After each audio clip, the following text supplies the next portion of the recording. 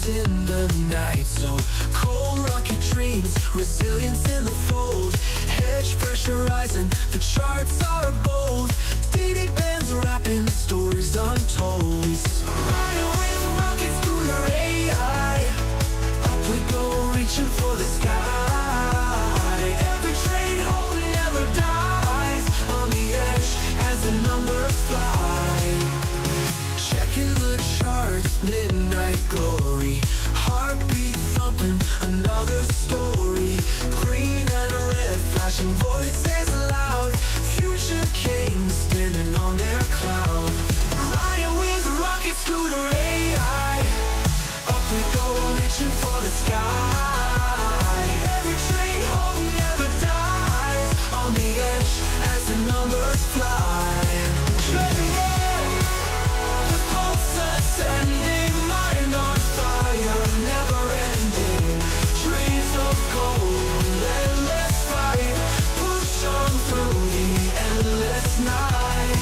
Riding with a rocket scooter AI. Up we go, reaching for the sky. Every trade home never dies. On the edge as the numbers fly.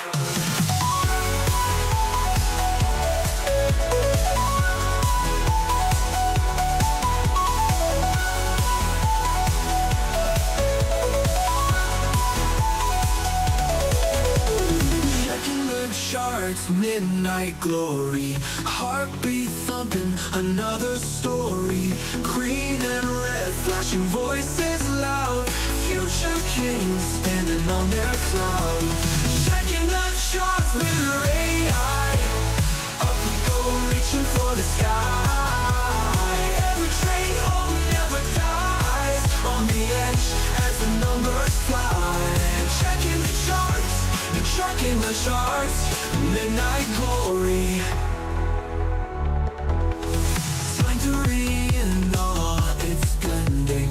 Mind on fire, never ending. Dreams of gold, endless fight. Push on through the endless night. Push on through the endless night. Push on through the endless night.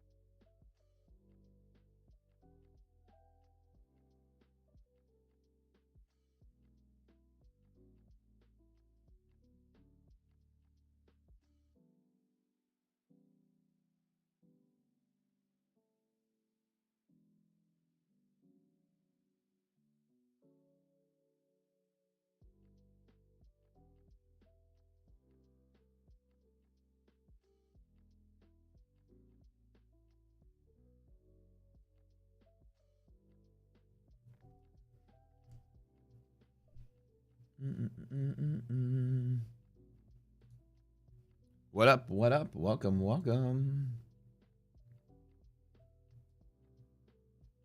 It's too bright.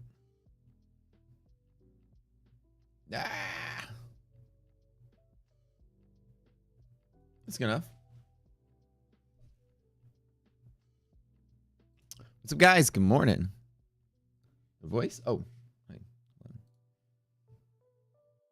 You can hear me now, right? Oh, hello. Hi. No voice. Well, we're back. Good morning. Don't forget to walk into that door and hit that thumbs up button bottom right of the screen, you guys. Coming for another amazing trading day over here in the 38 special. I always tell you the story when I was in college. The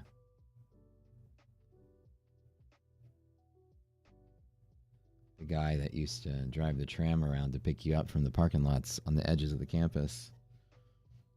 We'll call his bus the 38 special and always pick you up and go, all right, welcome to 38 special. The girl would walk on the bus and he'd be like, gentlemen in the back, stand up and let that lady have your seat.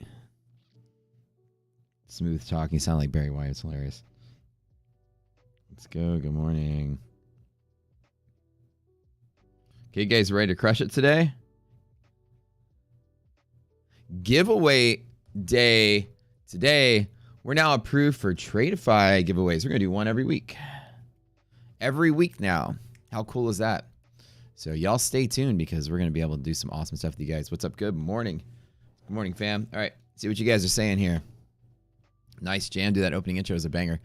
Absolutely. Rocket Scooter. Yeah. Hit that like button. Let's go. Yeah. Everybody smack it. Bottom right thumbs up. Remember the rules. 200 or we don't trade. I'm going to start doing giveaways as rewards. As a matter of fact, 200 and we do a giveaway. Oh, I'm so smart. Look how smart I am. All right, 200 we do a giveaway. Actually, I should be able to do like a poll too. How to do a poll at the top of chat here. Engage with your audience. Start a poll. Let's do that. Ask a question. Did you hit the like button?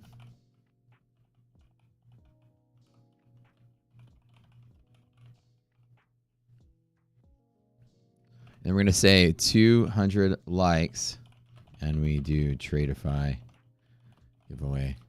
Excellent. Now y'all are going to see it. Hold on.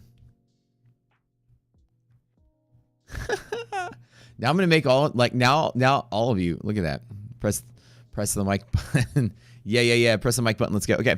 All right. Looks like we're moving around up and down. On we have some kind of, let's check out the charts really quick. Good morning, guys. Good morning, y'all. Good morning. All right. Let's get to it. Welcome to the Rocket Scooter stream, you guys. This is by far the best trading stream there is on the planet. A smoke any influencer. Like it was Friday. You know what I'm saying? And we literally are going to show you how this stuff works. Initial claims. Oh, today is the Thursday jobless claims and data. Check that out when it comes through really quick. Oh, you are not my data. You are also not my data.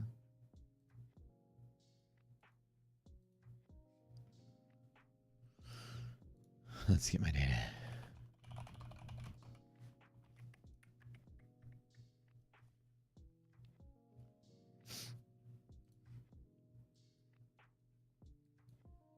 These are going to be the initial jobless claims, continued jobless claims.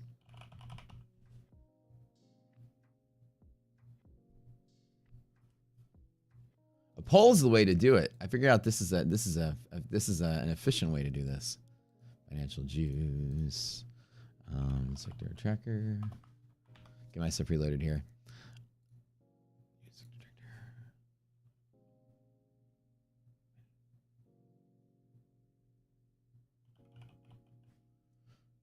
All right, welcome to the stream, y'all.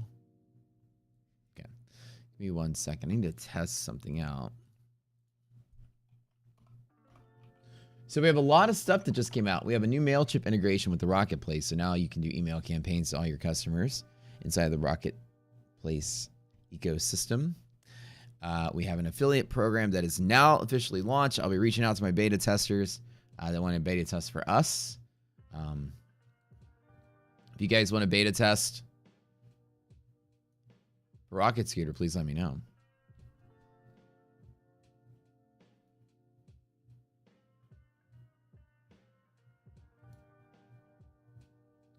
Looking for quality folks. Wait to join the family here.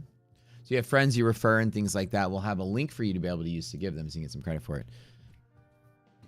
Good morning. Good morning.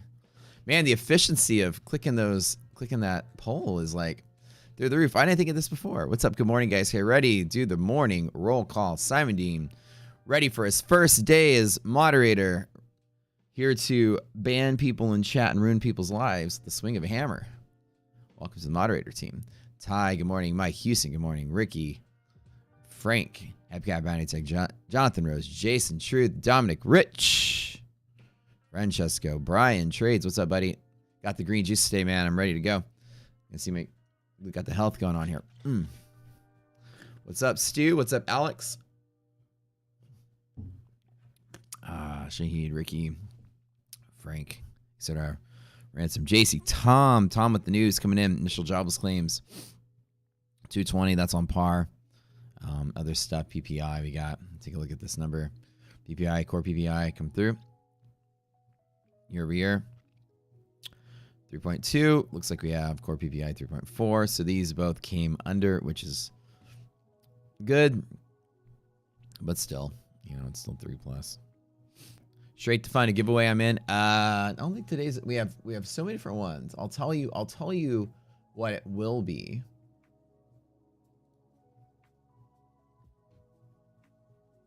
We have a straight, okay, so will we be giving away straight to funded? Now, I'm going to make the giveaway based on the participation. So if we have an X amount of people in here, I'll give away straight to funded. So I get options. I can give away growth accounts, I can give away advanced accounts, and I can give away straight to funded accounts. So the more people that turn out, the higher probability is I'm going to give away a straight to funded. So here we go. Yeah, I've got some straight to funded to give away. Literally, I have funded accounts to give away. Literally funded accounts. I hope it's 20 browsers or something. Simon logs in and all. What's up? Okay, but anyways, back to the roll call. What's up, Abe? What's up? Good morning. Rich, Michael Langford, the GOAT. Thank you. Bruce, Aaron J. Hicks, Annie, Dilius, and Tom, and James, and Shannon. What's up, man? Shannon, good morning. All right. Nihal, Morstein, JTR, Nadia, and a few more people. Mars, DG, Pips, and Tix. What's up, dude? Good to see you, man. Patrick, Jay Mooney, Frank, and Dustin already said your name, but I'll say it again. Awesome. Yeah, that's right. I got straight to funded to give away as well. Let me change that poll. Next time. I'll have a poll. So I can do. Oh, that's gonna be fun. Okay, so today won't be the straight to funded account though. We'll see. Maybe it might be. Maybe, but I didn't market it that way. I just said I'm giving away. I wasn't planning on it, but I'm thinking about this next time. Every week we'll do it. I'm gonna give away straight to funded. It's literally straight to funded account.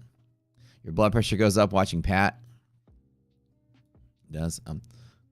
Question, I don't really watch the stream too much. Does he actually execute the stream, execute live on his stream?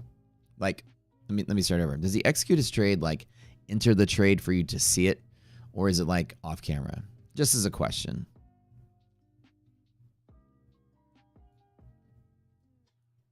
That's my general question. Does he see, like, you see an empty DOM and watch him push buttons? He only shows once it's a winner? It's off camera? Are you kidding? I tune in every once in a while, but I actually never see him trade. So I wouldn't know. So, like, I usually tune in after I'm done, usually just chilling.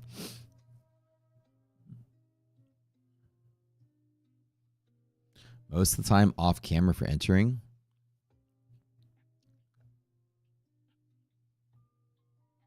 It's off camera? Oh, guys. Oh, so I'm literally the only trader that's pretty much doing this on camera. Well, I knew that for a while. It's always been that way.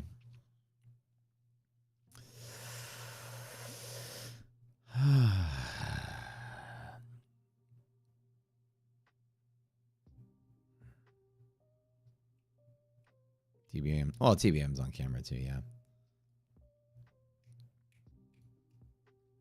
That's cool. like Pat's show. Pat and I are tight. He's a cool guy.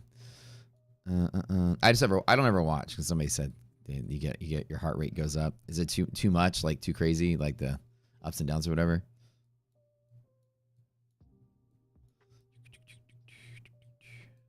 Yep. Welcome to the Rock Scooter, guys.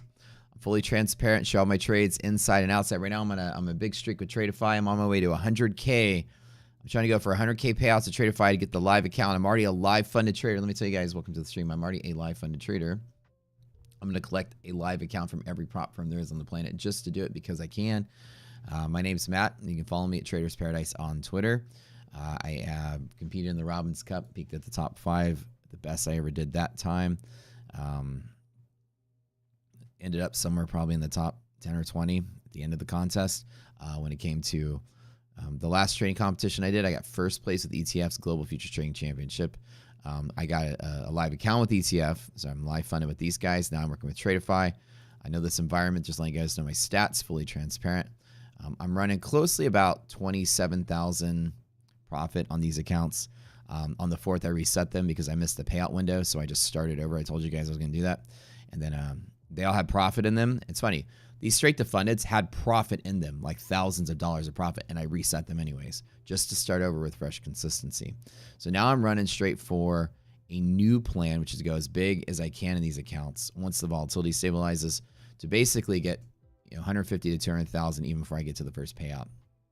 But unfortunately, the volatility hasn't been suited for that. We've had this crazy, nasty environment where I just kind of taking what I can get. Well, I only have one losing day, which is the $41 loss day with the micros. You guys saw that one on the stream.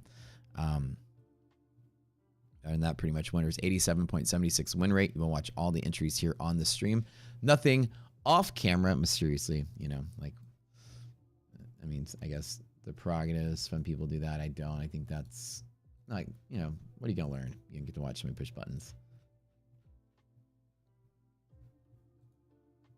Welcome to the stream, guys. Good morning. Love you guys.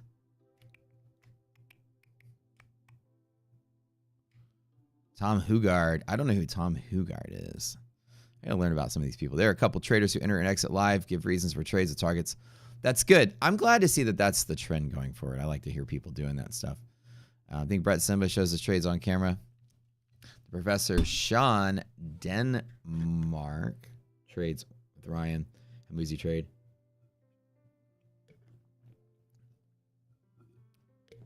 Who's the professor?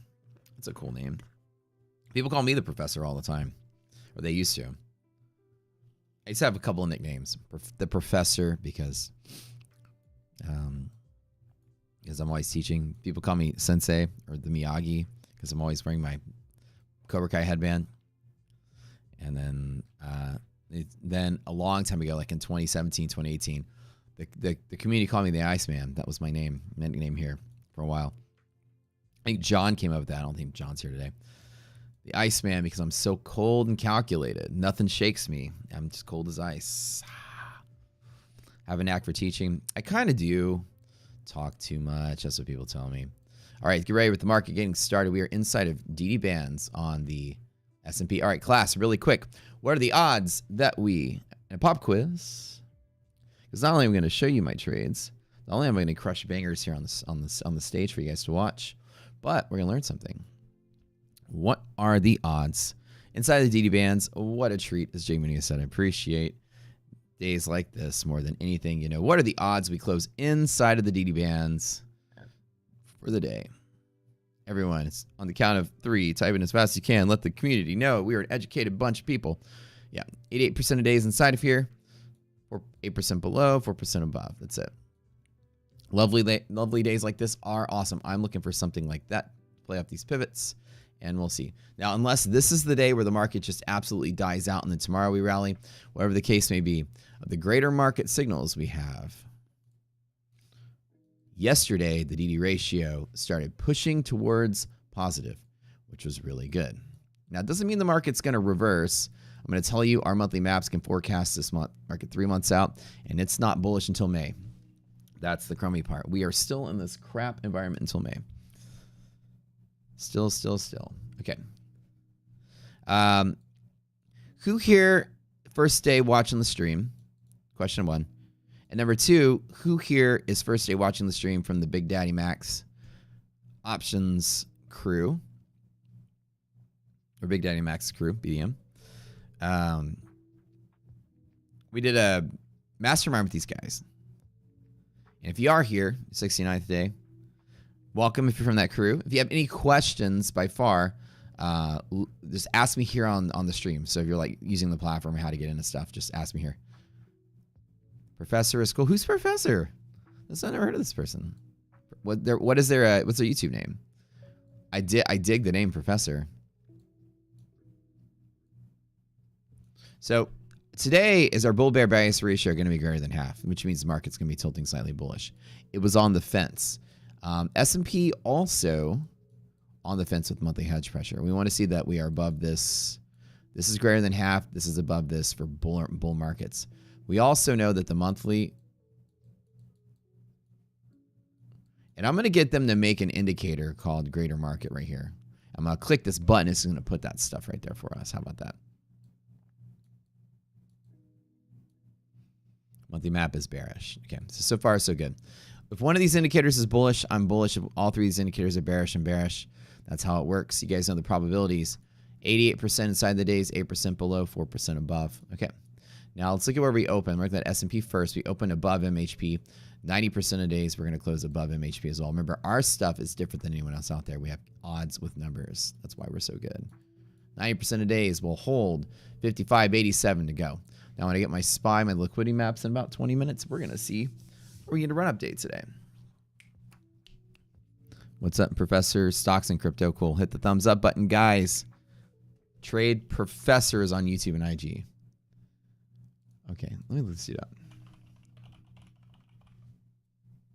The day trade professor? Wait. You talking about the guy that dresses like a gothic marching band director that's always on our Instagram? Wears like suits with his lapel like up to here. The gold with the brass buttons. That guy? I see that guy in ads like every day. This guy trades for real? This guy right here? That's the guy?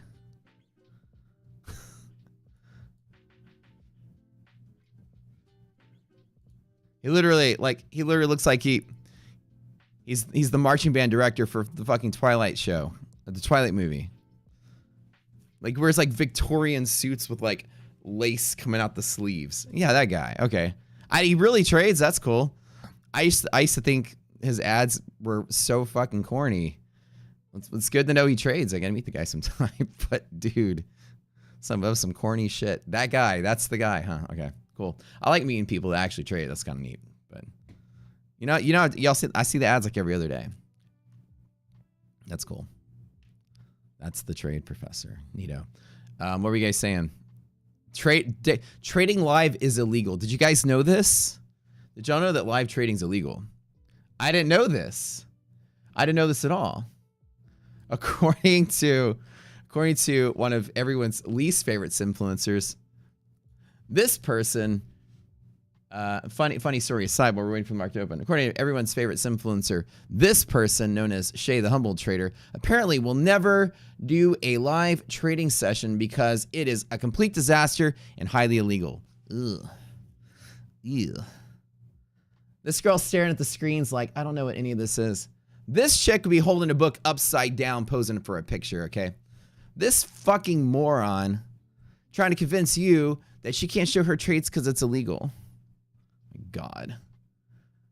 But that's okay. Buy my course. Just trust me, bro. It reminds me of what's that episode on The Simpsons where Skinner was trying to make his hamburgers and he was burning down the kitchen for Superintendent Chalmers, and he was like, steamed hams, and he was like, can I see the thing? And Skinner goes, no.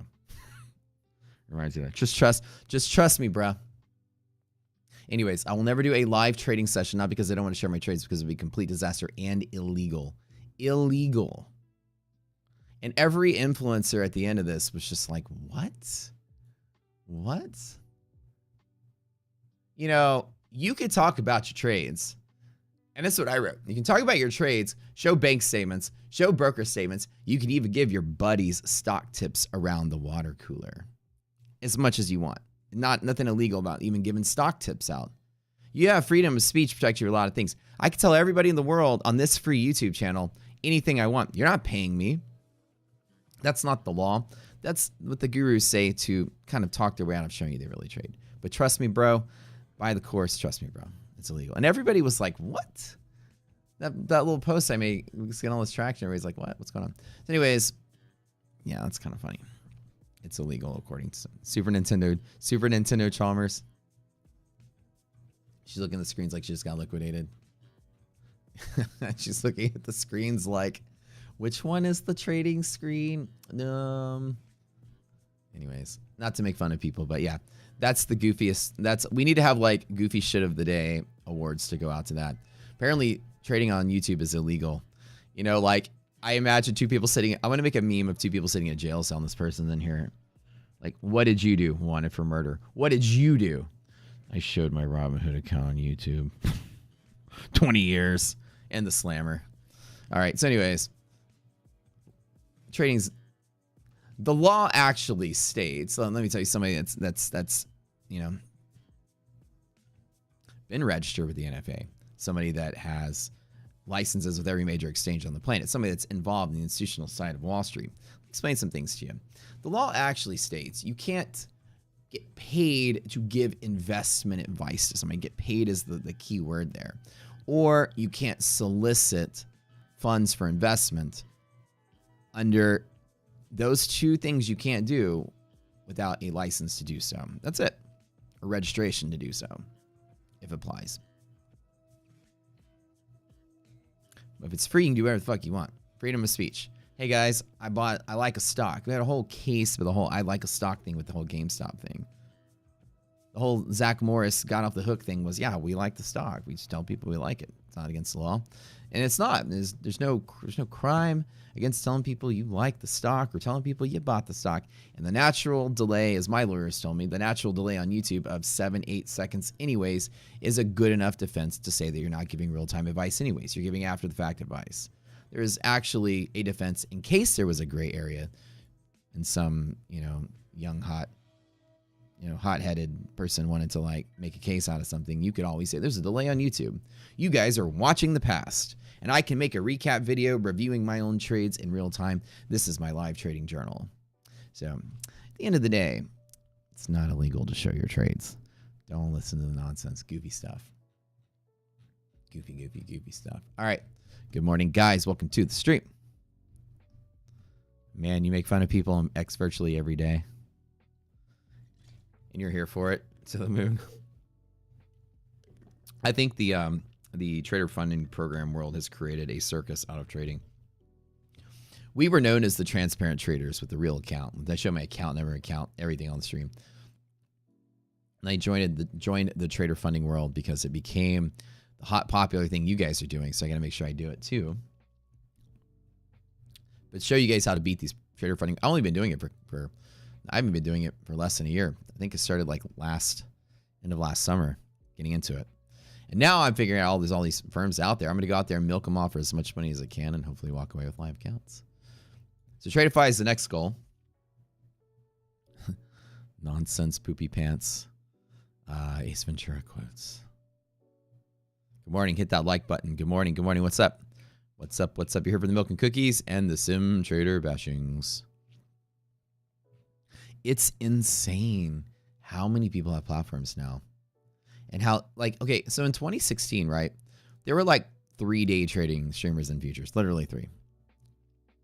Tracer Matt, Pat Wheeland, and me. That was it. There was really no one else trying to do anything in futures.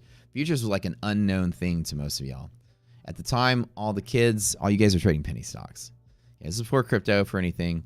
Penny stock was a hot thing everyone talked about. Futures was this little side act. Like very few people did it because there weren't even micro futures back then. It was expensive and risky to trade futures. Not many people did it.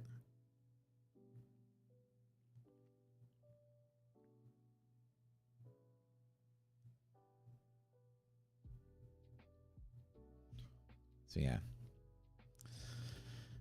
At that time, people started getting into it, but then there's a lot of paper traders, and boy, they got busted all the time. Like posting in their Thinkorswim, and the little 24 wasn't above the SPY or whatever, and they're like, "Oh, you're a paper trader." And when somebody was busted as being a paper trader in 2016 or 17, it was a freaking witch hunt. It was crazy. Like the community was just like slashing at them with their nails, like, "Paper trader, how dare you? How dare you?" And then like people got their careers ruined overnight. They should have hinted paper trading. So on my stream, my thing was, here's my account number, and I would actually show the account number and the balance on the stream at the time. And I was Tradeify's 67th customer. That's how my account number was in the double digits. That's how early I was in that company. And in 2020, right, the prop firm explosion happened. Like, it started becoming very popular. And now sim traders are not only not chased out of town like it's a witch hunt, they're also regaled as royalty in this industry. So it's a complete mind-boggling experience just to sit here and see that sim traders that used to get burnt at the stake like it was Salem freaking Massachusetts now are marched off the playing field on the shoulders of wannabe traders. It's amazing what has happened. So I love it. Not even knocking it. I love it. It's kind of nice. No, I'm kidding. I'm knocking it. But it's the state of the world now. And, you know, people showing their trades off stream and trading different accounts and all the tricks in the book. Now it's become, I think it's because futures is just so saturated with new people since COVID. There's not as many speculative, skeptical folks that are like calling out bullshit. There's just more people like, oh, this person's just like me, also trading the prop firm. That's okay. People are more accepting of the shenanigans. Back in 2016, the futures traders were like the smart ones at the time. And they weren't going to buy anybody's bullshit. They were very easily trying to pull apart, is this person really trading? And now everybody's fake trading. That's the way of the world now. This is what has happened. And it was neat that me refusing to do prop firms, because I was like, I think that's silly because everyone's paper trading and all that. And then the minute I started doing it, the stream is like 10 times bigger. So I'm like, all right, I'm a businessman, whatever. Let's join the world. So welcome to Tradeify, guys. Tradeify giveaway today. We are giving away, ready? Up to 6. I'm going to gauge it. It's going to be different every week. We're going to do a Tradeify giveaway every single week. I'm going to give up to 6 accounts away. Up to 6. Did I ever paper trade actually practice? Probably for like 10 hot minutes when I first started in 2010. Other than that, not much. I never found it to be useful. We will give up to 6 accounts away. What time is the giveaway today? I'll tell you after market opens. And guess what we're giving away at some point this month? I'm going to start doing Wednesday as my Tradeify giveaway days, but today we're doing it today. I think today's Thursday, maybe. Ever since daylight savings time, my brain doesn't even know what freaking month it is. But in the future, I am giving away straight to funded accounts. How about that? Let's get some rockets in chat. I have permission. I told you guys I had a meeting with Brett Simba. They love what we're doing over here. I'm giving away straight to funded accounts this month. Straight to funded. And more than one. Straight to funded accounts. I've got a mix of all kind of different accounts. There we go. Smirk, I owe you a lifetime. And I keep telling you every day I gotta hook you up. Let me make sure I gotta get that to you and Jen, so before I forget.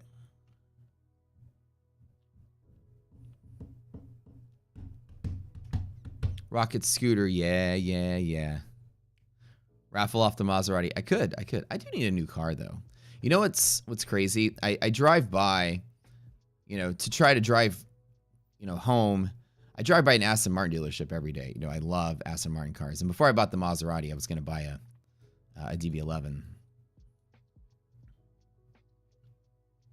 So maybe this year I might buy the. I keep talking myself out of it though. I'm a real practical guy. I love DB11s. They're sexy, dude. Oh, so sexy. Okay, inside DD bands, 4% above, 88% in the middle, 8% below. Yeah, I'm going to give away straight to funded accounts. straight to funded accounts. Oh, that's so nice. So y'all stick around here. I show all my trades on stream. I'm in and out on stream. You guys watch what I do. I show all my results. I show the history of my results. I win trading contests. I try to do everything to make you guys have a quality experience here. V12 Vanquish, that's exactly what I love. Kirsten knows. Kirsten knows the sexy of the James Bond car. She knows. She knows my taste. That's exactly right.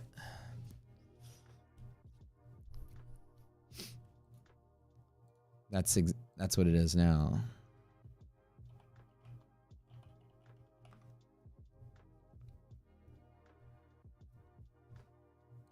It finally came back. Like back in the day, I was going to buy a DB11, but I think in like 2021 or 2022 or something, they brought back the old Vanquish, which was the Pierce Brosnan's car in the in his term of James Bond. So this is the car I wanted to get. So sexy, and for a while, the DB11 was the closest thing you can get. So 2020, I was like a hot minute from buying one of these things. I'll tell you guys a funny story from the market opens. Or I'll tell you after the market opens. But yeah, that'll be my next car maybe. I have a crypto spammer on my Discord giveaway thread. I have a crypto spammer everywhere I walk, standing behind me. I feel that's just. Any old Jaguar? Old Jaguars are sexy too. I like that kind of car. I'm like a classy, British car kind of guy. I'm not a Lambo or Bugatti kind of guy. I mean, you guys know my car now. My car's. I drive like the same kind of car no matter what I buy. You guys will know. There's a theme when it comes to the cars I do drive. There's a theme. They all look the same. They're all 4-door luxury sports cars. And that's the Maz. You guys have seen the Maz plenty of times. It's the same car. My Panamera was the same thing. 4-door, long, sexy, beautiful car. That Aston Martin's the same thing, but it's not a... Let's see. Where's that beauty? She's a hottie. Super sexy, super sexy. Okay. But look at this. Look at this. Oh, cute. It's like the same car, but 2-door. Oh, it's your beauty. All right. Anyways, it's classic. I like classic looking stuff, but classic and sexy at the same time. Oh, the streamer Lambo. I was thinking of early 57 Corvette. Oh, that's a hot one, man. Okay.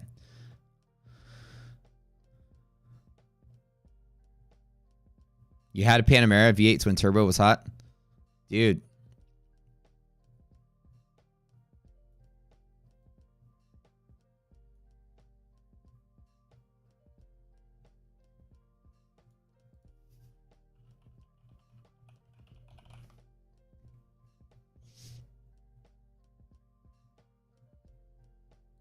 Yeah, dude, mine was a GTS, so I had the same thing. I had a Panamera GTS, dude. It was a hot freaking car. What's the play today? Market isn't open. I had that car like a decade ago.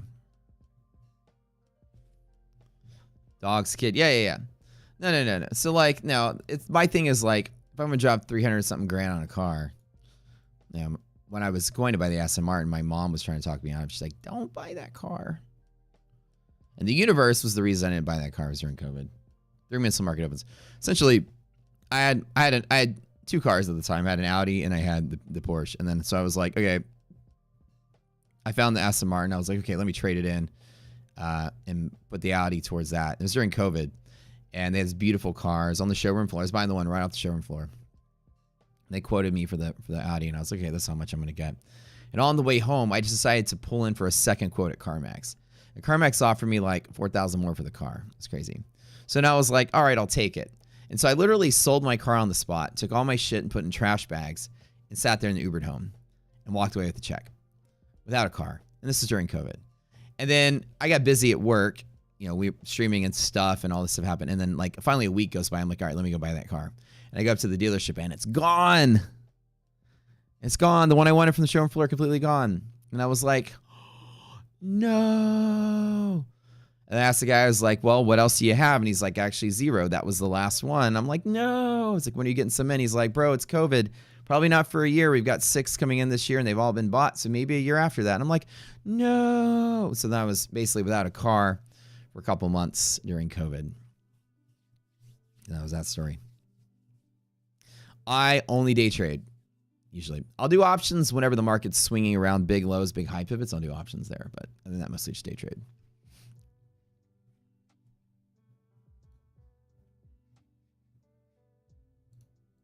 Mostly just day trade.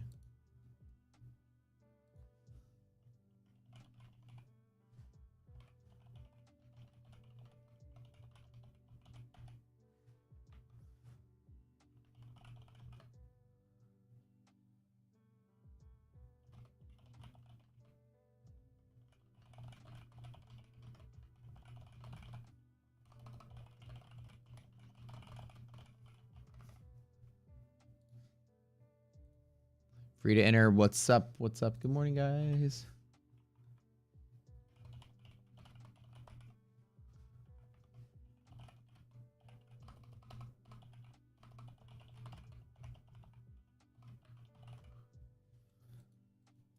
Don't forget to sub to the channel if you haven't already. We love it. We love it. Hit that like button, guys. Dodge. You think I dodged a bullet on that one? Could be. Market's open now. Let's get ready to roll. I'm looking for inside of DD band trades. Looks really good. I didn't hear the ding, ding, ding. Oh, my thinker swim isn't open. Oops. Okay, whatever. Let's just roll with what we got. NASDAQ inside of DD bands. S&P inside of DD bands.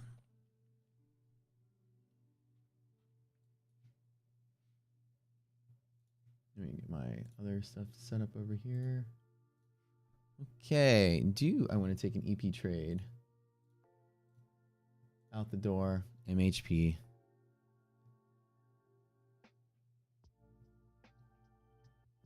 That's a pretty sizable dump there. I'm gonna hit it with one. Just one. Let's see what I get.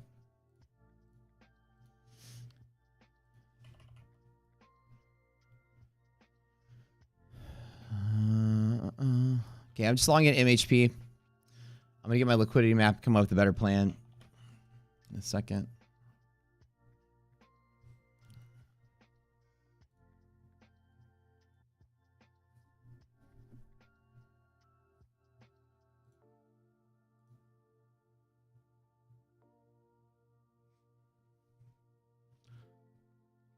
What's going on here? Where is my liquidity maps?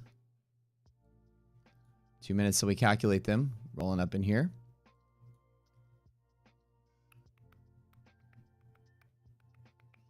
So I just got MHP long. 90% of days will close above it. So I just put something there just in case. Oops. Make this where it's easier to see.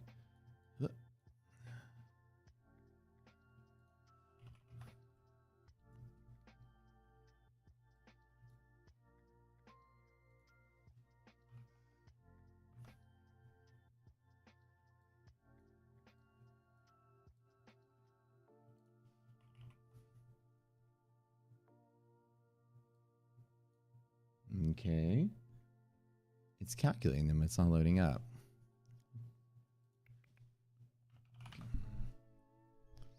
Good morning, guys. What's up? It's not refreshing. Is there something with my chart? Hold up.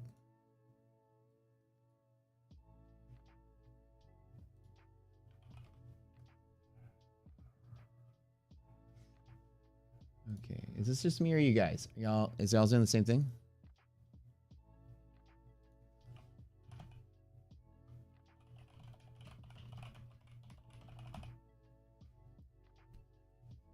Okay, let me refresh my platform. Hold on 1 second, guys.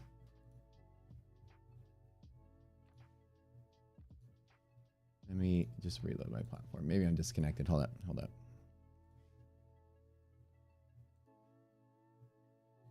Hang tight for a minute there. Let me reload. Oh, never mind. Oh, maybe it's just me. Maybe it's just disconnected for some reason. Hold on. Okay. I'm taking a small long right here, MHP. It's so odd. No clue. Really, that's weird. I might have been disconnected. My internet's been being funky lately, and I can't really explain it.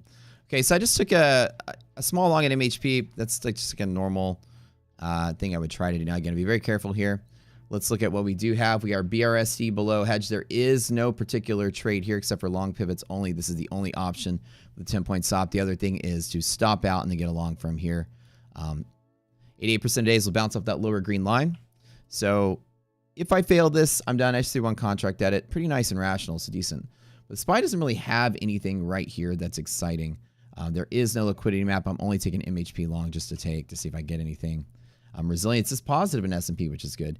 And Nasdaq is kind of at every single time point to kind of want to take a trade on. I don't hate it. Nasdaq in a liquidity pocket. That looks good. Resilience is negative, so the interrupt on Nasdaq goes probably to there. But there's a nice little long scalp in Nasdaq. I do like it. I don't hate it. I'm taking it across the board. Trade across the board. Let's go. Liquidity pocket on Nasdaq with negative res. It's going to bump right into the box. Half gap and pull back. Let's take that and put some profit on the table. Just a teeny little scalp there. See if I can't get something. Ooh, ooh, ooh, ooh, ooh, ooh. That res is positive, baby. Ooh, fill the gap, maybe. Ooh. That's a good read. Liquidity pockets every single time trade.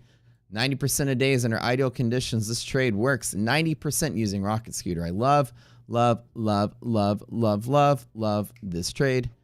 EST, 90%, no cautions. DD ratio less than half. SPY below MHP. And monthly maps likely bad. Get that little liquidity pocket here. My last little trade. This is kind of eh. Positive res is good to fill the gap here. I don't hate it, guys.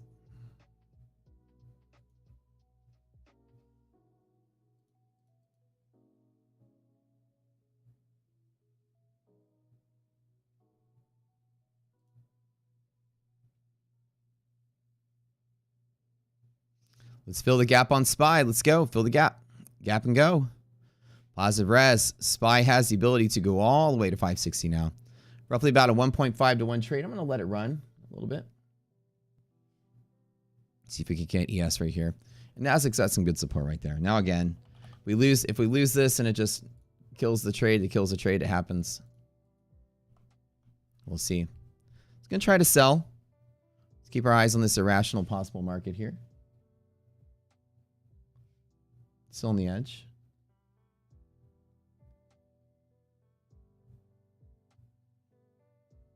What do you guys think? Trying to sell. Resilience is positive. Nasdaq is the one that's bad, though. Oops. So what I'm looking at today on the S&P is we have a really strong pivot here. 90% of days will close above this. 88% of days will stay in between these bands. And positive resilience with no irrational market other than the QQQ hedge break is likely to fill the gap to here. And that's amazing. Hanging on, baby. Oh, no. Pinpoint precision. This is a great day. There's no volatility. There's no craziness. There's nothing. VIX is in a decaying pattern today, which is interesting to see. I'm not hating this market. I'm loving it. Ba-dum-bum-bum-bum. Hit that like button, guys. Don't forget. Wow, that poll actually works. You guys are actually listening to me. I love it. Not a bad setup. Fill the gap on SPY, 558 to 559, about 10 more points, roughly about 5,600 and some change to test today. This will be a nice little pop. We should break pre-market highs with this support at MHP. Pinpoint precision today, really nice and clean. Not a bad setup today. Yeah, so greater market's still bearish for the most part. DD ratio greater than half now, though. I do like it. Let's check the monthly map so we're chilling here. Market's going to try to sell off, but I think today we're going to need a little dead cat bounce rally day. Can't complain.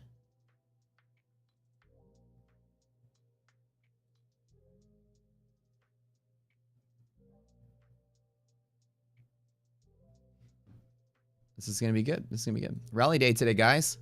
Oh, man, our stuff is so good. I love it. I love it. We're going to fill the gap on SPY. Yes, we should. Now, again, it could just red candle come out of nowhere and crush this trade, which can happen. It's fine. But resilience being positive, this wants to be here. So with this white number being positive, this wants to be here from wherever. I always got to take that bet. Well, it is trying to sell right now, and it could get squeezed. It does want to make that bet. Now, a contingency plan is if I lose this trade right here, I've got some longs way down below to get. Now, again, this market's still trying to find every excuse it can to sell off, but I think we're all right.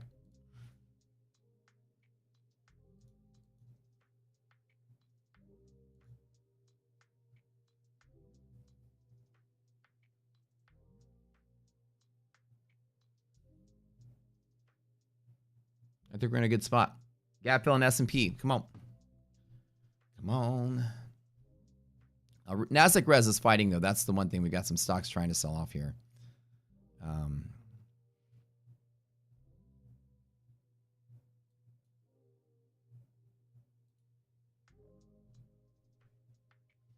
Not complaining about that.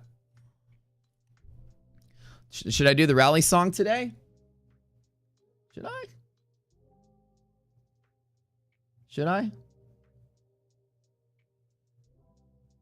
Nah, today's not the day to do it. Smart Dick Profits. Yeah, so we fill the gap. Roughly yesterday's close, about up here. Good time to. Or about 5,600, give or take. Come on, one more move, man. One more move, guys. Come on. It's having a hard time finding a bid, though. That's the one downside.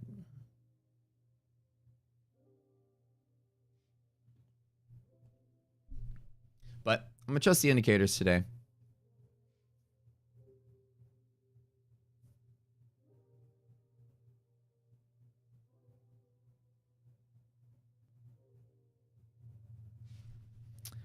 Rocket Scooter. Yeah. This is simple textbook play, guys. Gap fill and positive res. DD ratio greater than half. Market looking great. Confluence good.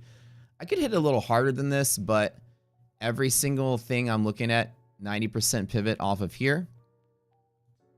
High probability gap fill there.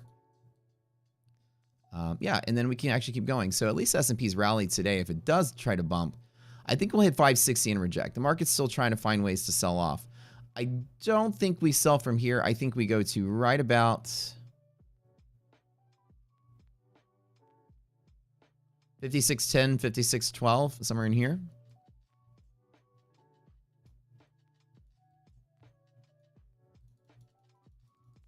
And then we sell. That's the trade. That's to here. Why watch anybody else, guys? Why would you ever spend your time watching anything else on YouTube? I just don't understand. I don't understand some people sometimes. Oh. All right, let me start taking like some trims here.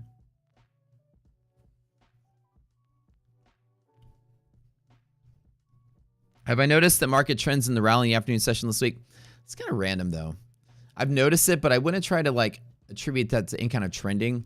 The market, towards the end of the day, it tends to like exercise certain options, right? American style options can be exercised at any point of the day. And usually after lunchtime, New York, there's a lot of people like positioning to close out for the day. And usually that's what you're seeing.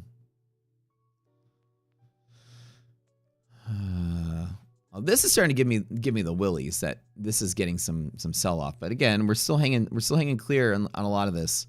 Now we're gonna see that MHP res and weekly res, the blue and yellow numbers are negative, so that's gonna be really, really, really heavy resistance. This is the high of the day, HOD. We have MRes and weekly res less than 0. See, look how dumb this is. What do y'all think?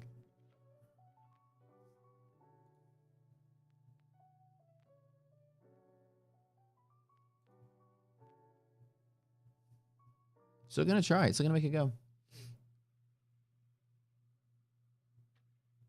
I'm just hanging on to the 1ES though.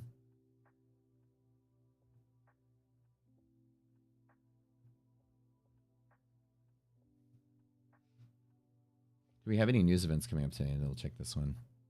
Nothing today.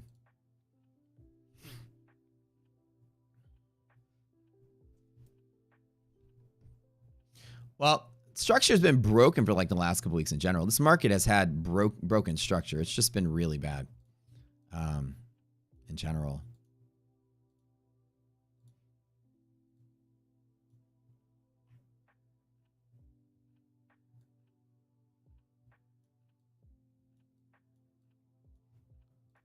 Because of the volatility, I'll build in my position a little bit around here. I'll play a little bit.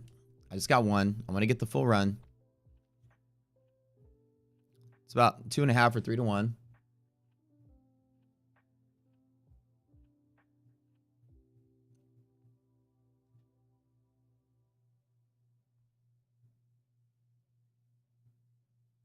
A little overshoot there. I'll allow myself right to about 55. Let's see what the actual volatility is. 86 to about, it's about 15 points. Hold on. 85. 6. About 15 points. Okay. So it can overshoot to about 70. Ugh. Let me check QQQ real quick. Res is still good. Market's still good. QQQ hedge break. Be careful on this one.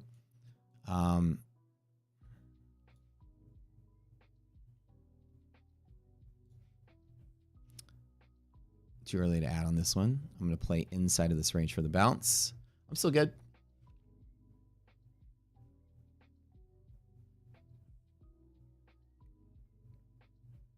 Now this is a rejection of 87 can be bad. So if we're breaking MHP today, and this is it creates a gamma squeeze, this is it. So this is the scary part. The idea that I'm losing my pivot and now testing it from the bottom. If we get back above with declining volume, then I'm good. I want to see declining volume, and I want to see us right back here.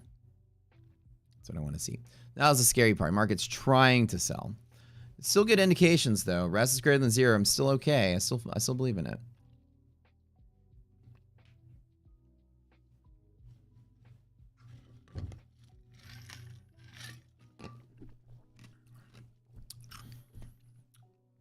I'm still a believer. Take the 90%er. What's up, Jay? Good morning. Come on. That selling pressure is still wild. Just when I say the market's still bearish through May. So we're going to get there ahead that this is the big turnaround rally day. Trust me. Not that day today.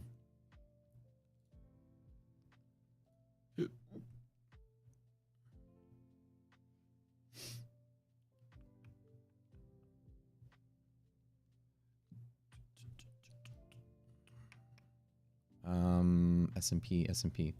So QQQ MHP, we're looking at that right there.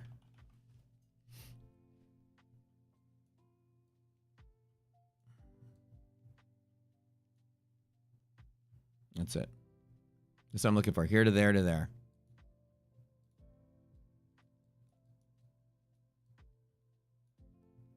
Yeah, we're good. Declining volume, check. Get above here, check. Get above here, check. Come on. Break that 86. Let's go. Break that 87. Break it. I just have my one contract. I'm just hanging through the volatility. I'll add one more right close to here, maybe. I can. But I'm okay with one contract on 20 points. I'm good on this.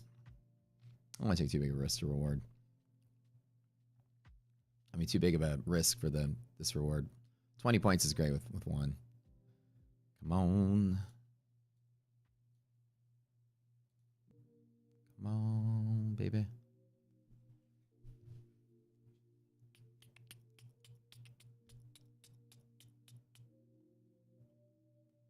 Do you ever look at UVXY monthly map? I usually do. It's usually in decay most of the time. In a bull market. And in times like now where it's not, it can point to expanding volatility, which is part of the whole thing. All right, guys, Tradeify right now, if there's 30%, 35% off, I think, of the growth accounts, but there's a huge special going on at Tradeify. We are doing a Tradeify giveaway today. Like I said, I have been approved to give away Tradeify straight to funded accounts as part of my giveaway. That's right. Become a funded trader just by watching this stream and clicking a button. That's it. That's all it's going to take. You have to be here, though, every Wednesday because it's going to be random which one it is. So that's the rule. I'm going to give away straight to funded accounts. I'm going to give away growth accounts, advanced accounts. I got a whole bunch of accounts to give away.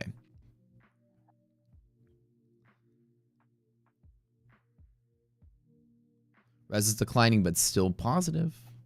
Still positive, still there. It feels like it's trying to push lower. I can feel it, yeah. Every Wednesday. Every Friday, I give away Elite Trader funding accounts. Trust me when I say I'm going to be doing giveaways all the time. I've been approved to give away Take Profit Trader accounts. I did a giveaway with those guys not too long ago. They don't give me as many because I'm new there. I don't have a history with these guys, but I'm starting to get a history with these guys. I'm going to bargain with them even further.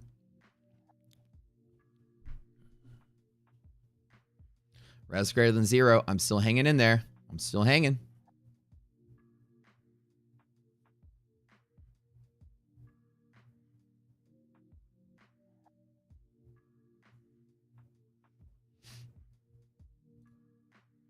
That's like just going crazy. Still hanging in there.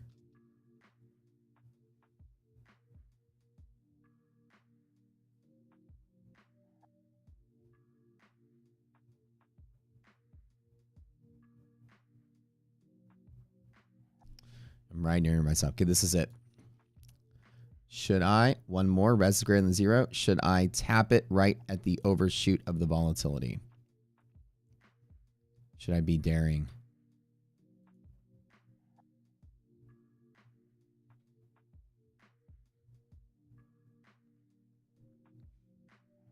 That's my overshoot, add to the position, and then I'll stop. Usually add right at the edge of my stop.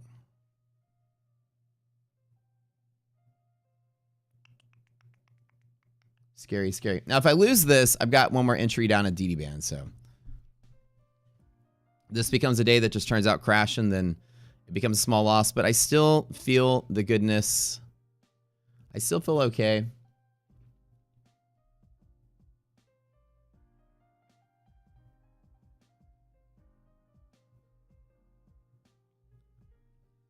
I still feel all right. Let me check NASDAQ real quick. Oh, NASDAQ CD band is right here. Oh, and we're really close to DD band as well. So that is kind of the one crazy part because NASDAQ does have a pivot here right about 42 as well, or 420. That is kind of the strange part because they both have pivoting nearby. I should play smaller and wide. I should allow for wider though because this could get here and then turn around. Shit. Okay, I'm kind of stuck. How do I want to do this? I have to take a lot of drawdown to get this trade. Because I have another pivot nearby too that's worth taking. Maybe I shouldn't get back into one. Sure.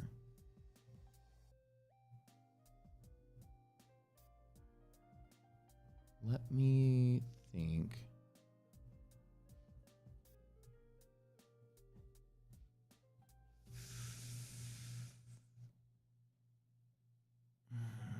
Should I trim this back down? Okay, let me trim that back down to 1. Let me hold through this. Okay, what I'm gonna do is I'm gonna add at the DD band at NASDAQ. So we're right here, and this is kind of my other pivot that I wanted to see. Okay, I'm gonna play this one better.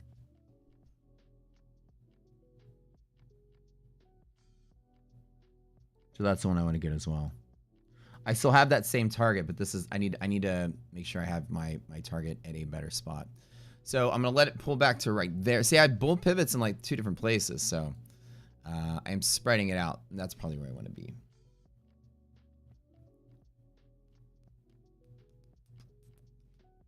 I'm going to proxy trade on the ES right here. This guy right here. Really close to that edge. And if it breaks that and the market just falls apart, the market falls apart. But that's okay. I want to see this right here. We're going to let it do this, let it do this, and then I'm going to add the position. I take this trade every single time. DD ratio is close enough to hit it heavy, actually.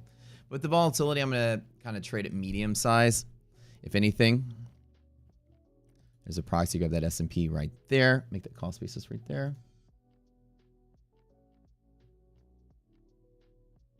Looking good. I like this.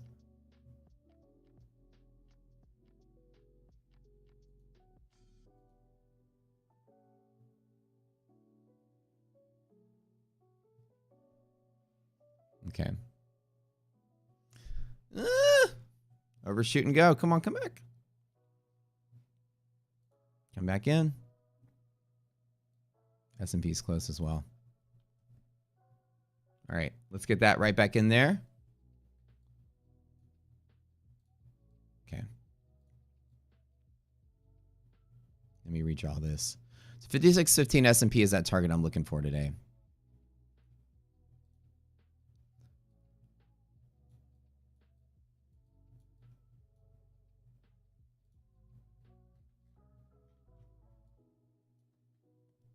If the odds just break 2 times in a row, it could be just my worst lucky day in the world. The least lucky day. Now the day we need to play the song. Hold on. We should play the song. I think we pull the song out this time.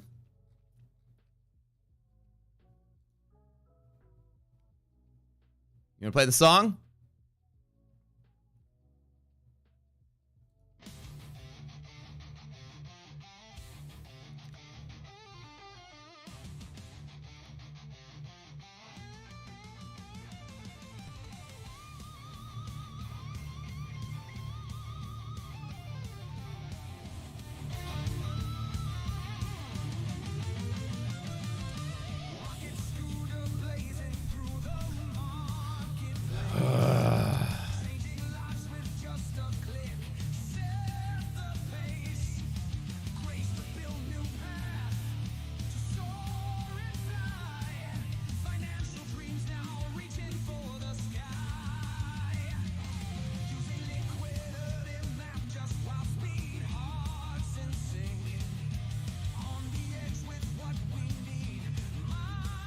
This is bad.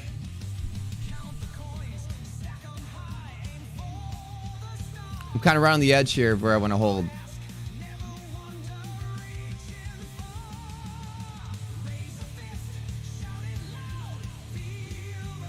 Have you got a blown account song in it, right?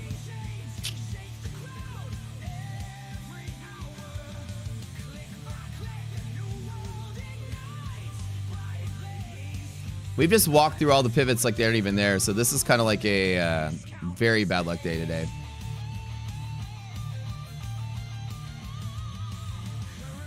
All right. This is the edge. 553. This is it.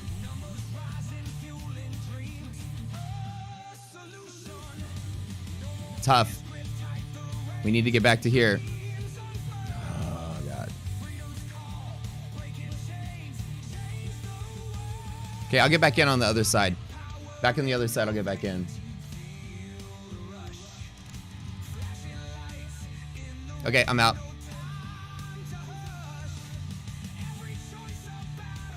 Back on the other side, I'll get back in. I get the confirmation, I'll get back in here.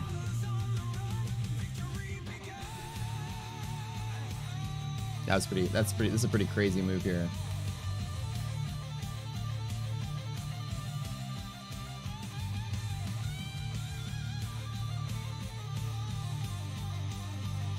Come on, momentum song. Let's go, let's go, let's go. I'm out. Where we're going, we don't need stops. Now I'm out.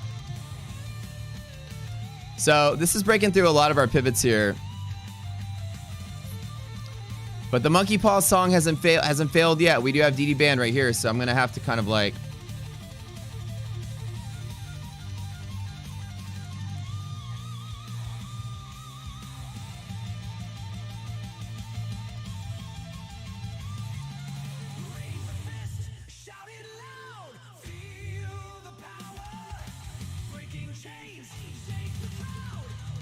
Let's do Nasdaq though instead.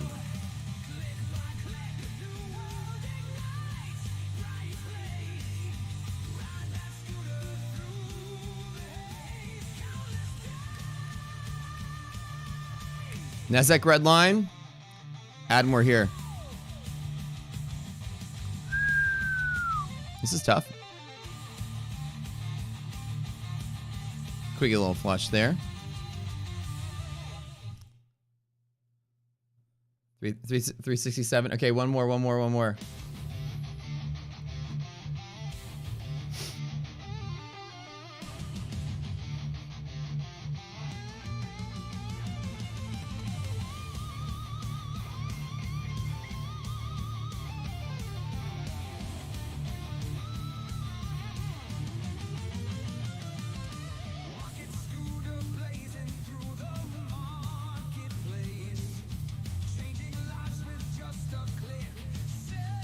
Could be a catalyst. Yeah, we could get there.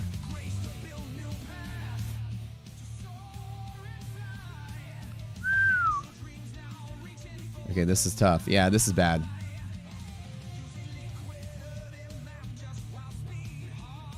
All right, no more.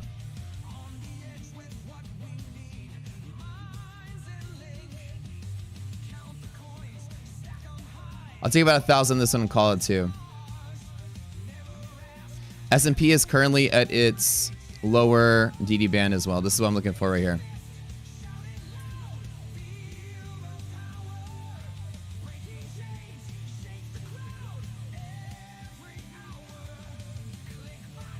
We're okay. We're good. We're good. 92% days, hold the band. 92% of days, hold the band. I know. Hang in there.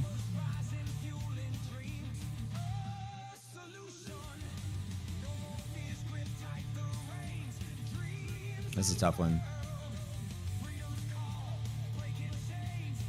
So you don't normally just walk through these pivots. There's usually going to be a resistance there. And I'm going to take this trade still, but...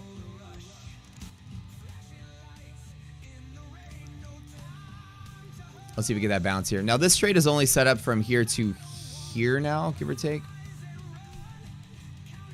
Res is now deteriorated negative, so the best case scenario I can hope for today is to there. Until things improve. The art on this trade is more like... maybe from here another 2 to 1. That's why I kind of like staged out the other one and I got back in on Nasdaq at the bottom down here. So this is gonna be a hopefully a good pivot off of this one. Well, this market's getting a little more violent today though. But if it crashes, I'll be glad it's avoided crashing just a little bit. But this is it. If we start losing this with any velocity, I'm out for good.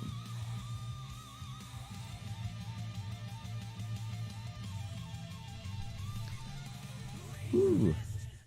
Come on, baby.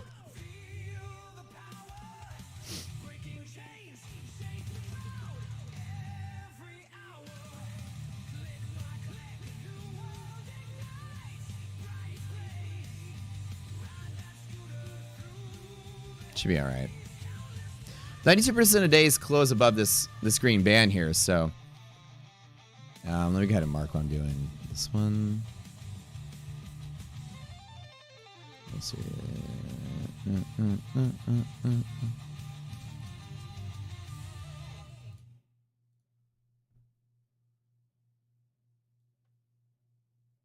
509, 325. Let's make sure Callus is not active here. Did the song work? 157.50. About 350. Oh, there would be a cat line here. Oh, that's good. That's good. There we go. Now tap that DD band. Now it's going to try to be a rejection here, by the way, that little red line there. So I got to take profit on that. I'll confirm on the break and turnaround and then get long again on the other side. Okay, so that's good. Well, monkey paw worked for a little bit. Let's get on the other side of that. I'll support on the other side. Can't complain about that. Decent. That's a tricky day. Tricky day. Let me try one more time on this side. We'll gain it. The monkey paw worked a little bit. So let's make sure that we're not in a catalyst environment here because there's a little bit of a quickie little move on this. And let me go ahead and measure this. 157.50. So 57.50 would be 19.3. 52. There's a cat. Oh, there's a catalyst active here. It's also a cat line here, so be careful on this one. Yeah. Let me just write cat line here. Change the color of this. We'll get one more trade. If it turns around and goes on the other side of this, we'll be good. So catalyst is active on the other side of this purple line. That's my last little spot here to think about.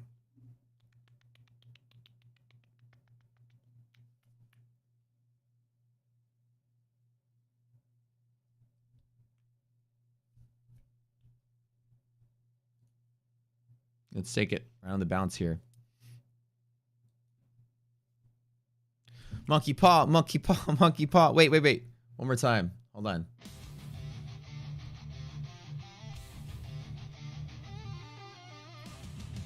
Come on.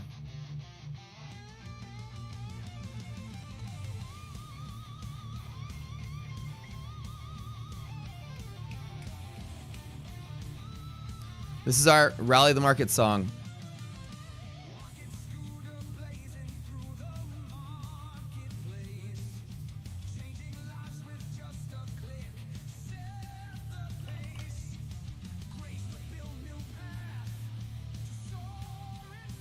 It may street break. I just need to play small, but I'm taking the DD Van support on this. We'll see if we can get something off of it.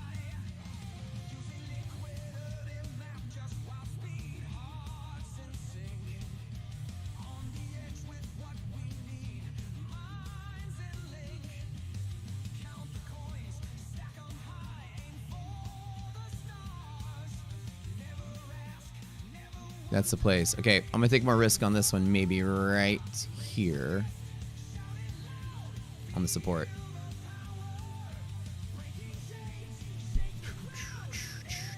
Don't break. Now, if it breaks here, then the market's dead. And I'll be glad I get out of the way with any loss that I do take. But let me take a spot here. Usually I'll hit this with 5, but with the Irrational, I'm going to hit it with 2. And that's it.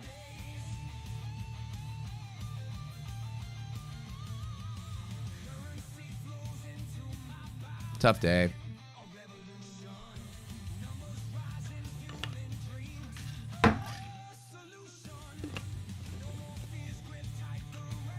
Well, that's tough day.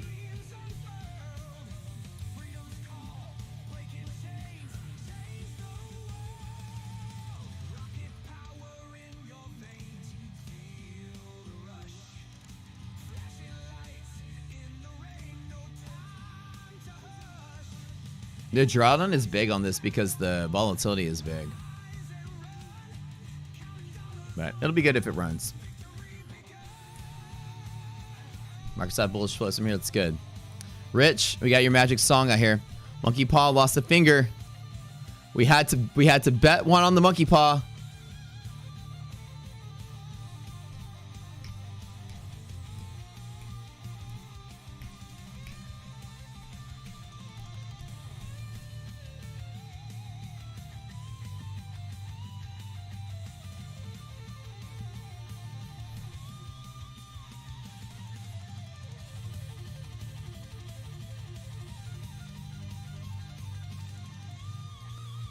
We got to salute the ride that scooter through the haze.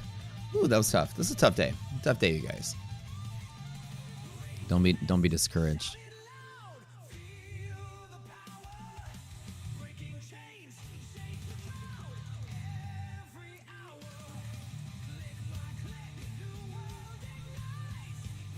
Tough. This is tough.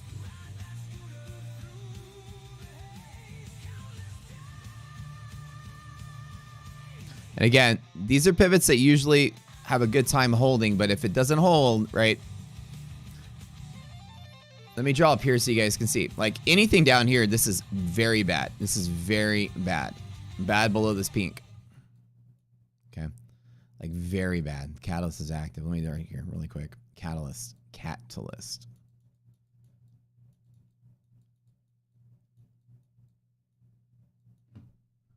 These volatile markets, you have to have a whole lot of luck to go with your trades as well. Catalyst, bad. Here. 92% of days will hold right here and close above here.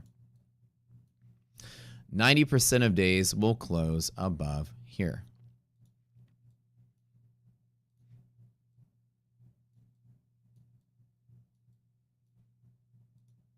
It's a pretty tough day. All right, let's get back to the normal music.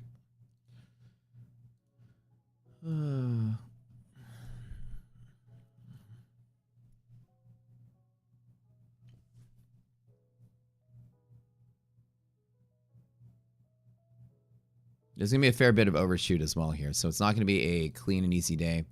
This is likely to do this again to test one more time on the cat. Tough to weed out that volatility. We got to test that that volatility is no longer there, so I'm probably going to take one more little bite of drawdown on this one.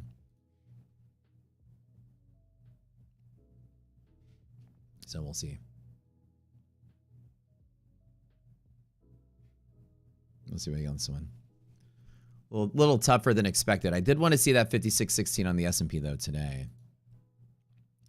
S&P catalyst would be closer to... Yeah, so the S&P is not even close to being catalyst. I'm still looking for that 56.16 today, guys. Stupid market.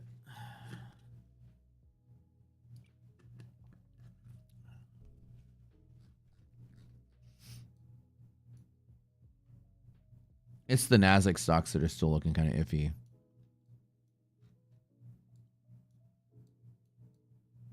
One more test of that volatility right here. Second one. Ride that scooter through the haze.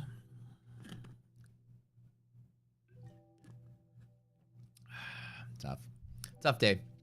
Don't worry about this one. It walked through a couple of really strong pivots like it shouldn't have. That EST trade should have gone through with positive res, but man, that market just picked up a huge wave of selling. And you can't predict that. That shit just happens. And so here's that second test. My drawdown is pretty okay. I'm okay with losing this or drawing down to this. Right about 369 to test. Anything below this pink though is going to be really bad.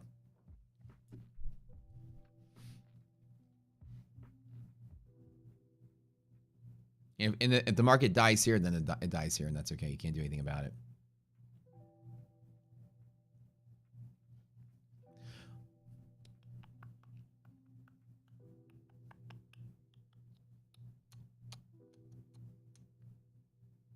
Yeah, they're both. Well, I mean, they're both good setups. There's a long setup here and a short setup here, and every time the market, I'm telling you, the rule is every time the market gives you that liquidity, I always try to take it because I'm always the first in the winning trade. I'd rather at the bottom, like as much as been falling, is take every stab at a bull break than to take every short at the end. Does everyone understand what I'm saying here? Every attempt at liquidity with DD positive and resilience positive, I have to take. And even if I take a loss, it could be like a week, and then finally it takes off. I don't want to miss out right now on that possible liquidity trade. That's kind of what I do, right? I always have to take that.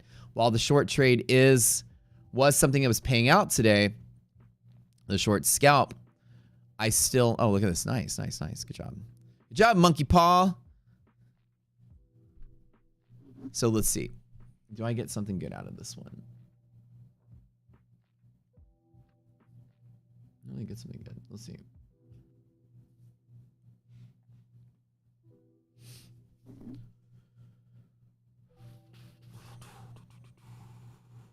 This is just... The volatility is nuts here. I like it. I don't trust big sharp candles like that.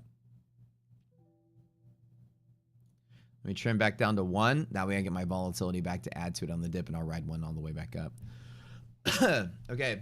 So, you guys understand, right?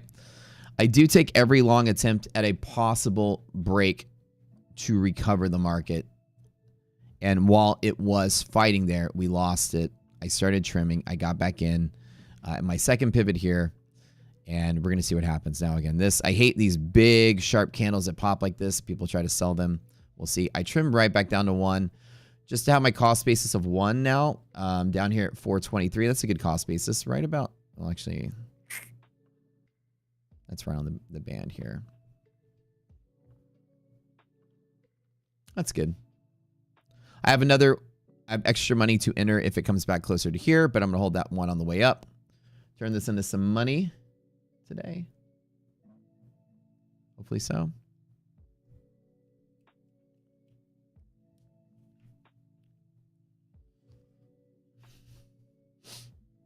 That MHP tap one more time is going to be that test roughly on the S&P. On NASDAQ, it's going to be 50 points higher. 520.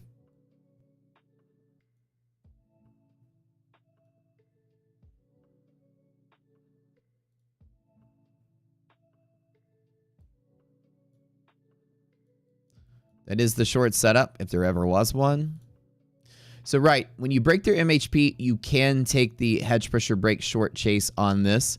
And so at the standstill, you have long pivot this way and on the break short pivot. So, yeah, it fell through. I could have chased the short, but DD ratio still, or DD band still down in here. And that ratio was doing very well today. I decided to still stick to my guns and take the long side. That this is the reversal day. Great recovery. Yeah, we had to waste the monkey paw for it. But hey, I mean, we're all right. But we'll see. We'll see. This kind of bloop bloop move like this is not my favorite kind of move. I don't usually trust these that well. But I mean, you know. Boys, let me tell you. I'm sweating a little bit there. Sorry for the sweatiness.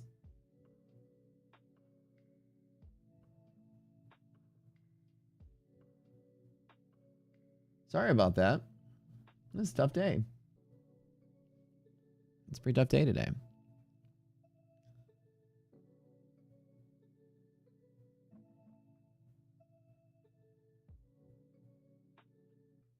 You're really close to MHP. Get right up here and I'll close it out. I'll take the long trade again on... Actually, you know what? Fuck it. We played the monkey paw. Let's hang on to 1. Let's hang on to 1 and hit that liquidity pocket again. Resilience is positive. Why the hell not?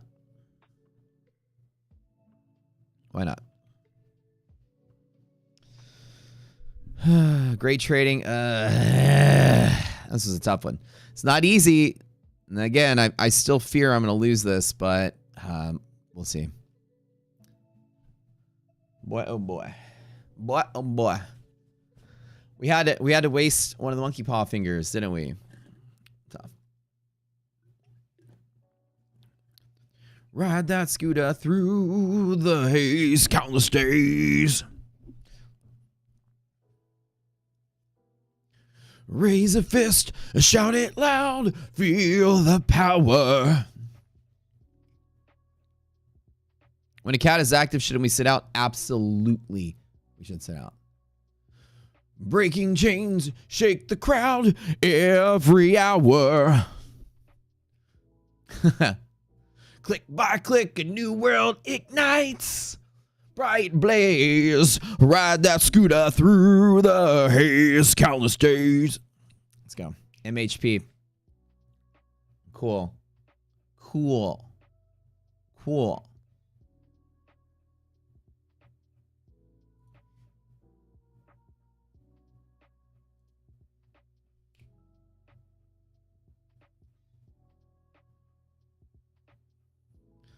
Yeah. Yeah.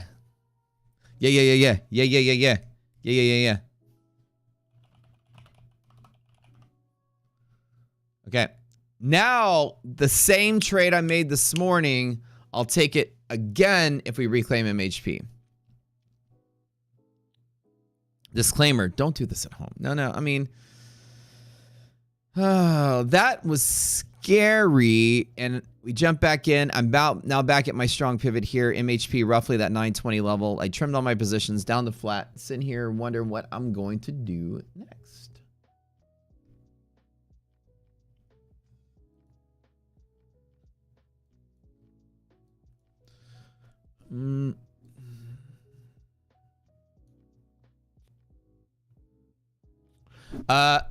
monthly hedge pressure, or yes, as Jay said, major, but monthly hedge pressure. This is the major one.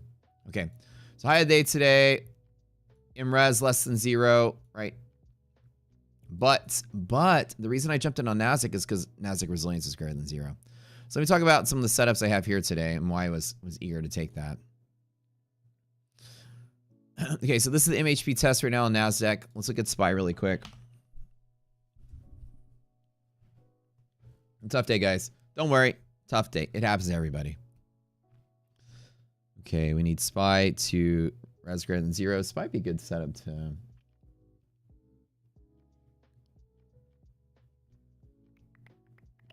We break back up. We always take the test, fall back down.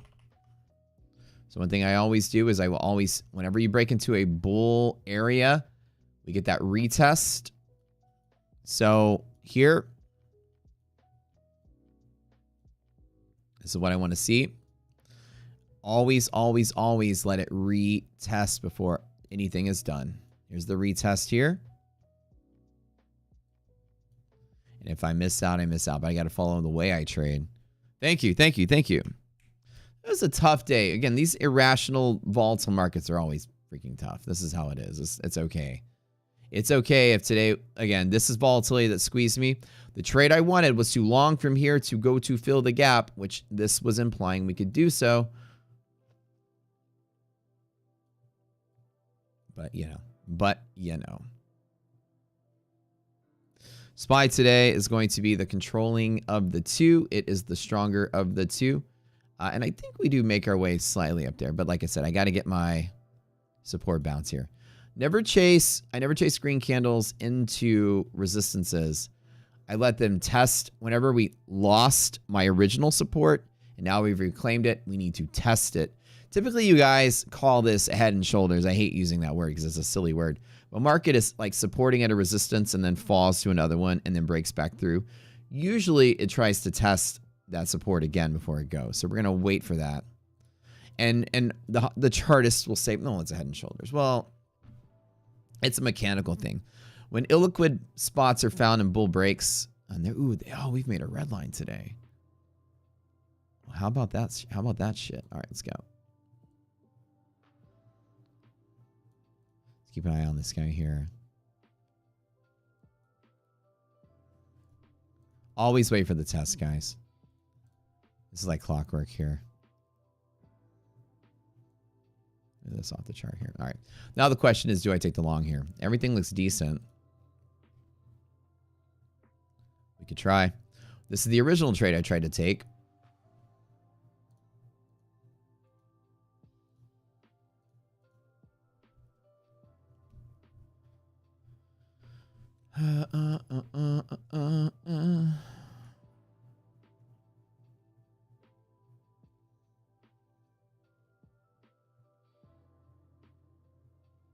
Let me make this where it's easier to see what's going on. Let me actually just close that out. Oh man, my scale is all crazy. Okay.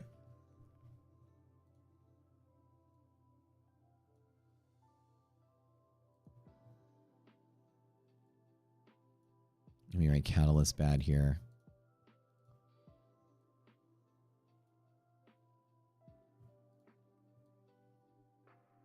Make the scale easier for y'all to see this.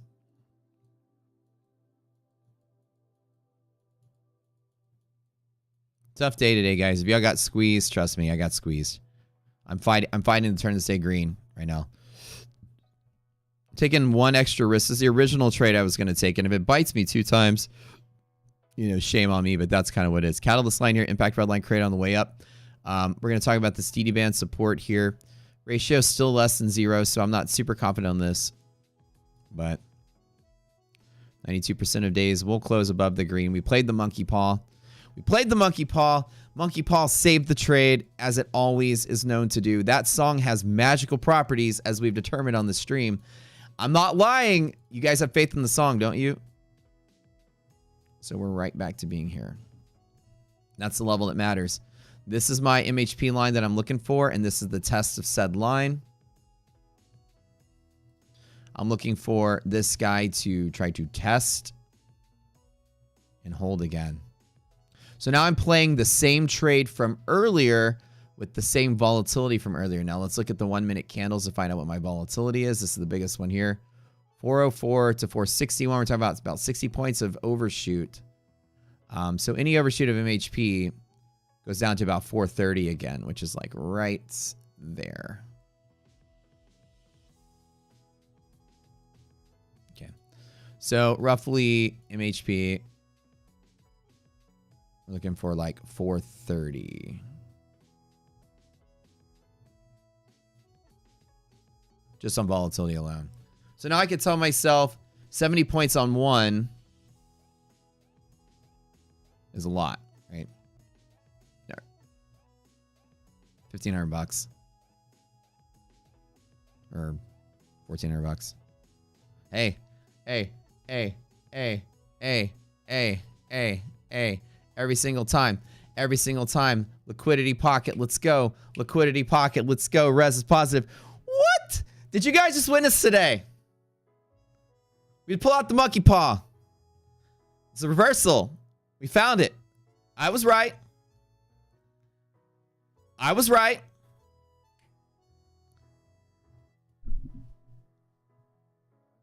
Thank you, Rich, for writing the magic song. I was right. I knew it. I fucking knew it. Don't ever doubt the monkey paw again.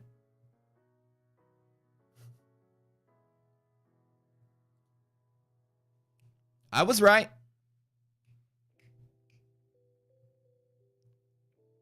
Res is positive, going to fill the trade I wanted to get at the start of the day. And let's scalp it there. First resistance. Let's go. Take that. We are good. Now we're in liquidity pocket. Now the fun starts. Profit's been taken. Your wife heard? Oh, that's so funny. We owe you, Rich. Rich wrote the classic. We call it the monkey paw. You guys know it was like, it's a trope in many movies. I think, you know, Rick and Morty had one. Simpsons had one. I think it was in Twilight Zone, right? You go to the mysterious antique shop and there's a monkey paw. And you take it home and you make a wish and then one of the fingers curls like that and your wish comes true. But there's like a side bet because it's like a deal with the devil kind of thing. So yeah, sure, you know, you get like, oh, I wish I had 1 million books. I love to read. And you get 1 million books, but then, you know, like you drop your glasses and they break. You know, it's like there's always a catch to the monkey paw wish. So we have this song that's fueling power into the market. And of course, we get 5 uses of it. This is how the lore goes. That's it. We get 5 uses of it. And then after that, you can't use it anymore. I'm so glad we hit it during RT, not Globex too. I think so. It made it very actionable, which is good. You'll take a nice trading laptop. You know, actually, believe it or not, I do have a new laptop coming in on March the 31st. I pre-ordered, get this, I pre-ordered an NVIDIA 5090. The newest of the new, the moment it comes out. So I get a 5090 laptop delivered to me early April. I have my other laptops. I should do something. I like collect laptops and I don't ever do anything with them.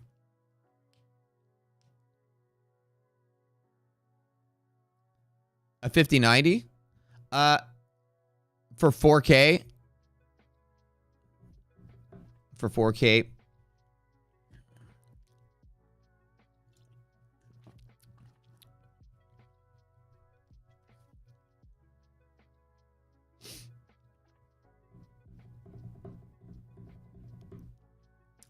Wait, 4090 is beating the new gen? How? How's it? How could it possibly be beating 4090 be being a 5090? It's not possible. Not in no.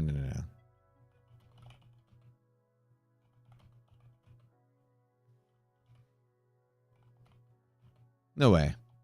But like in what comparison?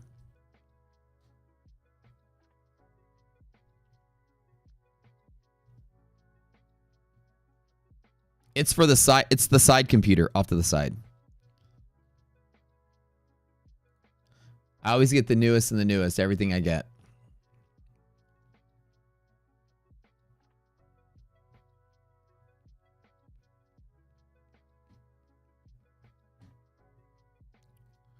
Are you talking about for gaming or are you talking about for what? Everything I read, it's definitely not an improvement.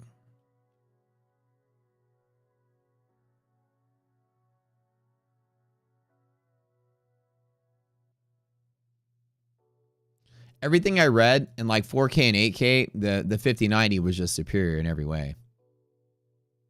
But that's for like 4K and 8K. But we'll see.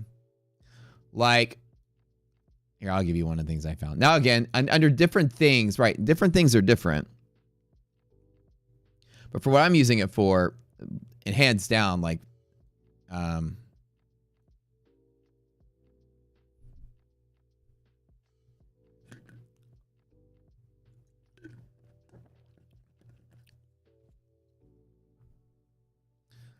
mad stutter. But what are you comparing it to? Compared to what?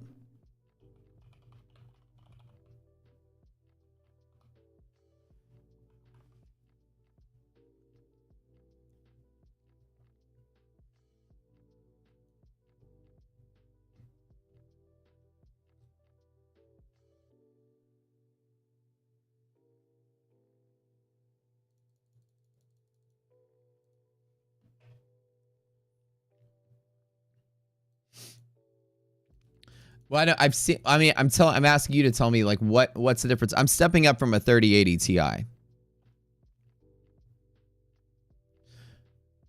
How many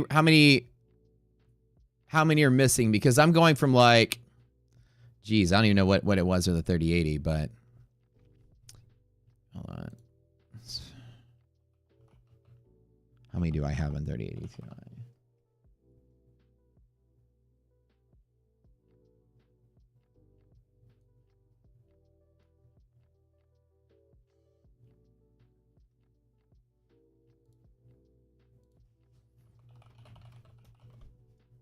Okay, we're back into, should I take this MHP hold here? The 3080 Ti has 112 versus what, like the 5090 has 176. How many are missing? Just tell me how many are missing is what I'm trying to say. You're telling me I'm missing 64? 64? That's how many I'm missing? Because, no, how many are missing is what I'm asking you.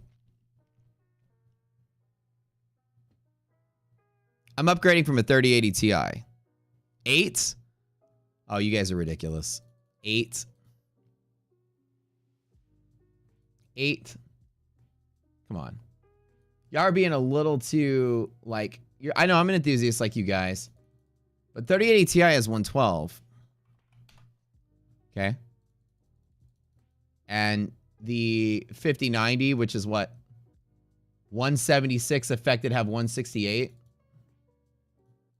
Guys. 176 and the missing is 168.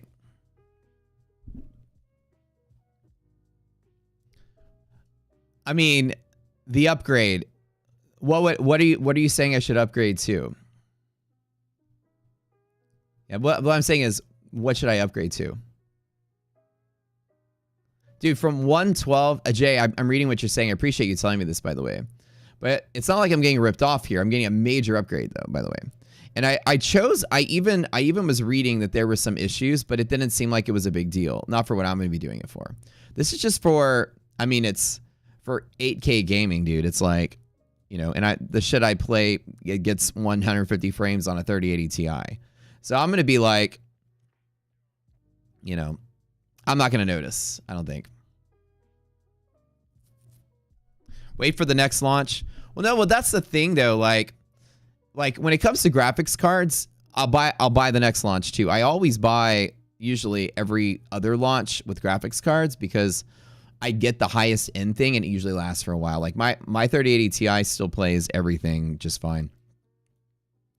You're making my heart skip a beat, bro. I'm listening to this. I'm like, okay, I get there's You know, you made me feel like I was buying a lemon here.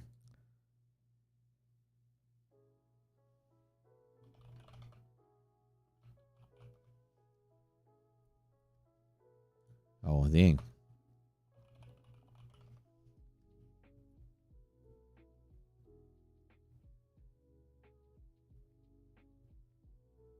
So basically,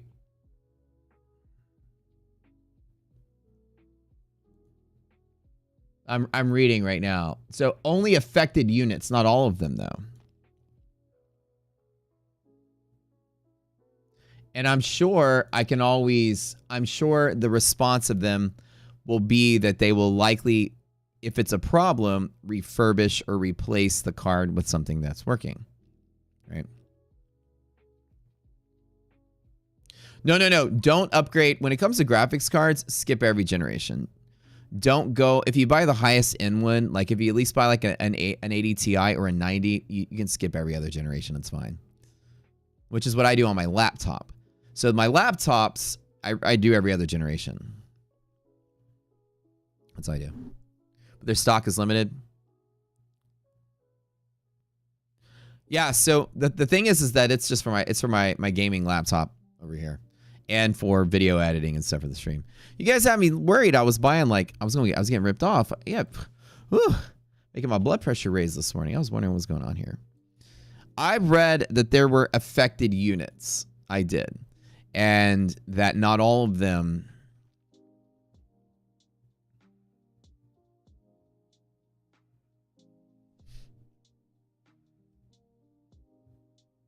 it's kind of like this, boys. See, if iPhone was like their camera doesn't give me the number of pixels they say, I still got to buy a new iPhone. I mean, it's just like there's only one option to buy. And I don't do AMD stuff, so I'm always on Nvidia. I have like a knack for overclocking these things. I've learned how to do it. So I never switched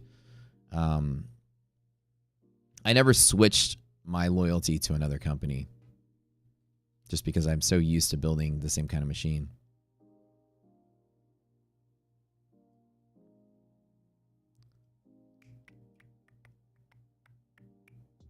Their stock is non-existent. Dude, when I bought these 3080 Ti's during COVID, we'll talk about non-existent stock. Not only did I pay $2,500 per card, okay, for a 3080 Ti off of eBay because it was COVID and you couldn't find anything anywhere, and I had to buy this thing jacked up at twice the price from Bitcoin miners, and I bought 2 of them. And then I bought a laptop. I spent like $10,000 on graphics cards that year when there was limited stock. I've been through the limited stock game before. I'm cool with waiting. I'm very cool with waiting. Trust me. Can you still jailbreak an iPhone? I think you can. I think you can. The laptops are allegedly more affected more.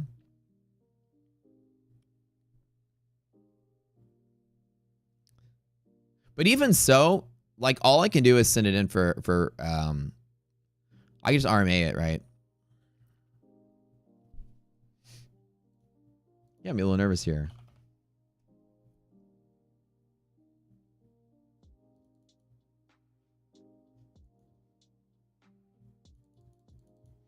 Now, the question what I would do here is, do I want to do anything from here?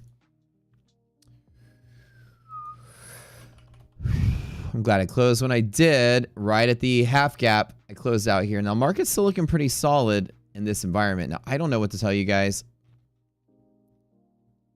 other than I can trade DD band one more time. There's that 430 I was talking about earlier. There's that little 430 test I was mentioning. Why not? Why not just put one contract on the table?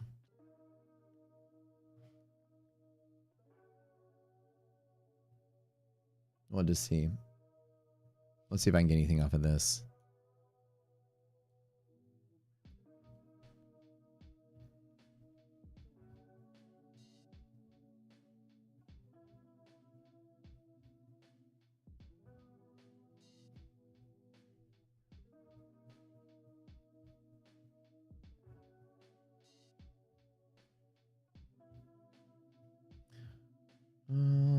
if I'm trying to take DD ban a second time. Yeah, you guys are weren't. Y'all are making my heart like I have a heart attack here.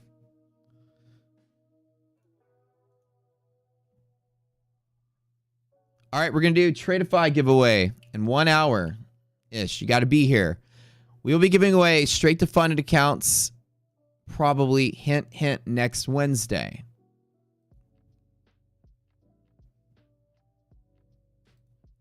Today we'll give away if we get to a certain level of the stream. I'll do it early.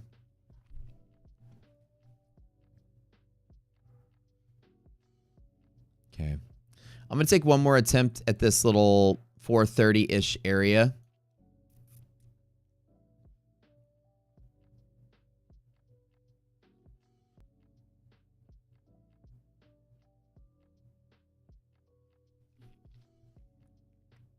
No, I appreciate it. Yeah, you guys made me have a heart attack, though, because y'all were like saying, no. And I'm like, oh, wait, what did I do? No, it's an upgrade. So I can go for 4090s, but I wanted also upgraded hardware, not just the graphics card. So when it comes to a laptop, you know, you want the upgraded everything. Upgraded power supply, upgraded RAM, upgraded motherboards, all that. You want the newest gen everything, right? So I could go for a 4090 if it was just a graphics machine, but it's also a trading machine too. So I do want the newest hardware to come with it. I did read about they're having issues with some of the cards, but I didn't read too much into it. Comparatively, if it has, like, it's not basically the justification, it's not worth the upgrade from the 4090 to the 5090. That's what I'm reading from you guys. And I read that too, but for me, it's like 3090 can jump to one or the other. And so, or 3080 can jump from the other. So it's okay. From where I'm coming from, it's good. So if I was buying the 4000, the 5000 would not be good in this environment, right? That makes sense.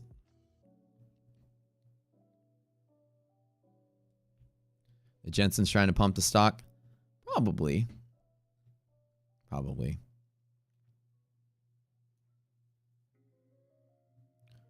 Now, this particular setup, I'm going to take one more DD band long because I tried to take that. The ratio is less than half, so I'm hitting it just with a medium or less. Small, usually, whenever you have MHP breaks. This from our Irrational classes, I'm just tapping it with one. So is that 490? I mean 430. That's the one. And then there's the tap again at 20. We'll overshoot here.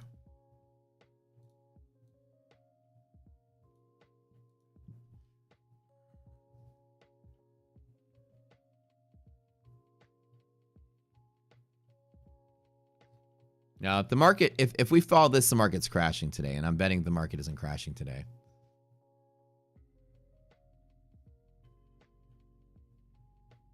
Your card has its own board LCD screen built in, then that's dope. You can play display a GIF or monitor temps and stuff. My motherboard on my main computer has something where you can program it. That's kind of cool. Which graphics card do you have that does that? My GPU doesn't do that though. We should keep playing the Monkey Paw song so the market can actually reverse today. If this is dying and becoming a catalyst, that's going to be a sad day for the market, but we'll see. We'll see. Hopefully we'll be all right here.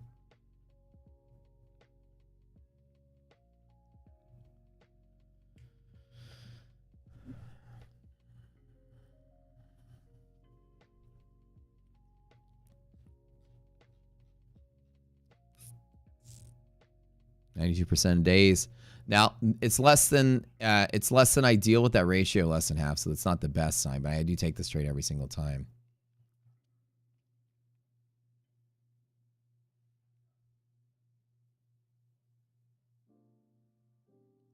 I'm only touching in this one account, so just this one. You get your pump already. So the Monkey Paw is like once you run out of fuel, it's over. It's not infinite fuel. You get like a short burst of fuel. Okay. The Twilight Zone Monkey Paw pulled us out of the haze countless days. Fight, fight, fight. That was great. That was a cool day, guys. This was fun. But Jesus Christ, man. We got love from above on this one.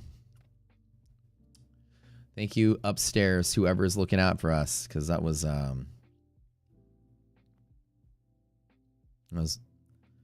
unusual. And again, going up to there and then falling again is unusual. The selling pressure is unusual. This is a highly unusual day.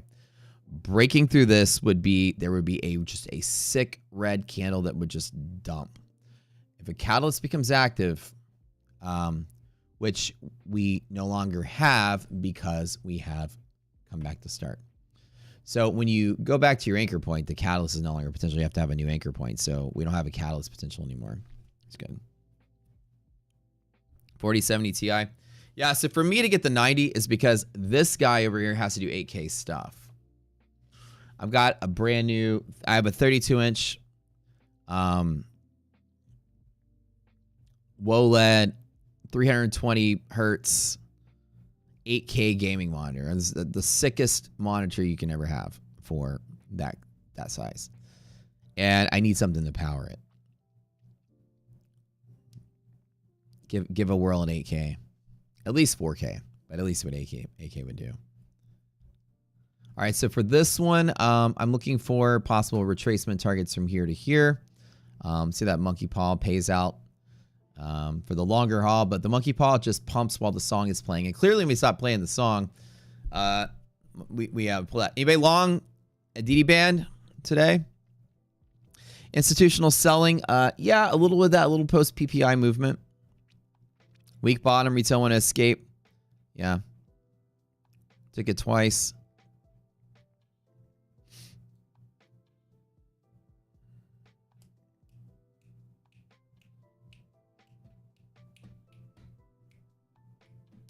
So the reason I have a laptop is that when I travel, it will be my traveling streaming laptop as well. I take it everywhere I go. But then I dock it over here and then I use it to like edit my videos and play games. Like over here, I get like a video rendering while I'm in the middle of doing my stream and stuff. Just that retrace trade. Again, if I hold through this retrace, this will be a day number 2 of run. But, you know, the way that it's looking today, the market's still trying to test a little volatility. UVXY. Let's talk about VIX really quick. Ooh. This is the scary part here. That retrace fail. Let's see what happens. We're still in a liquidity pocket with VIX, which is kind of like... Anytime you get this upper movement in VIX, the volatility can likely get bigger. You always get scary on this. Get scared that there's like a red candle gonna come out of nowhere. Again, same shit.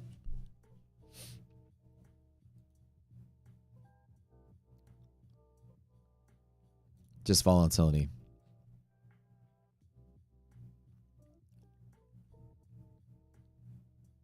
Do I? No upper pressure yet? Yeah, nothing. This is all technical at this point. Just holding market structure. So I'm worried about another little quickie dip there. We did create an IRL, which means, you know, the quickie dip test would be to that red line.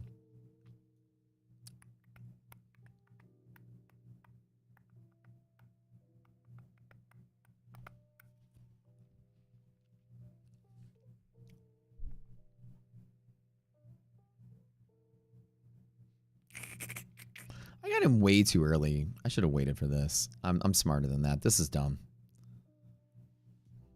I can do one more down here.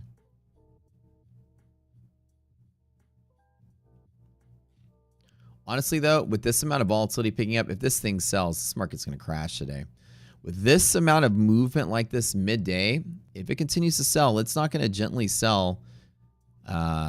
It's like on the edge of collapsing. This is what I hate about these kind of days. And then it's like the day that the market does slip around and go, it's always a moment from collapsing. And that's what happens. Bear markets are like this, guys. So don't worry if you're like trading this shit and it's like really hard. Bear markets are just like this. This is what happens.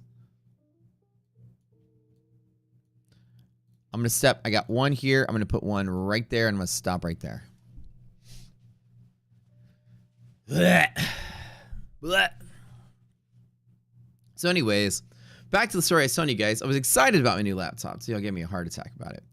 I'm gonna get me one laptop for over here, and the reason I was saying that is because they have like extra laptops. I was wondering what I could do with them. Could I give away a laptop on the stream? Would that be something people would want? Like a 3080 Ti one or something? I have like a lot of extra laptops. I always get new ones. Free laptop? Okay.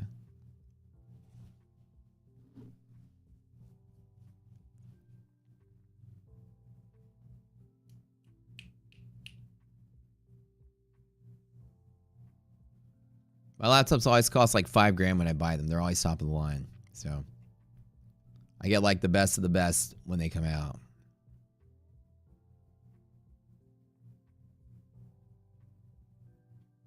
Every like 2 years I upgrade. Free laptop for Victor. Watch that. Maybe we could do that one time. Give away some of my computer stuff.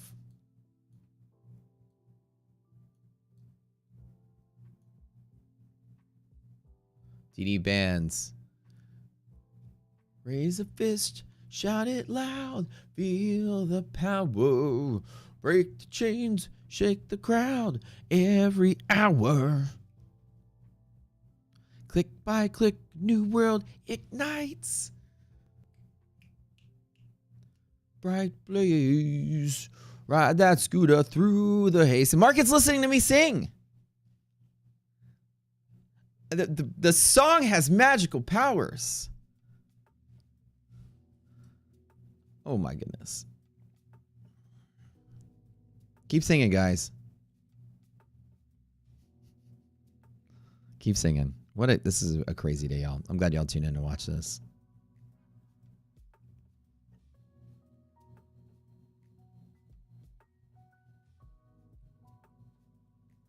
Oh, wait, 10, 11.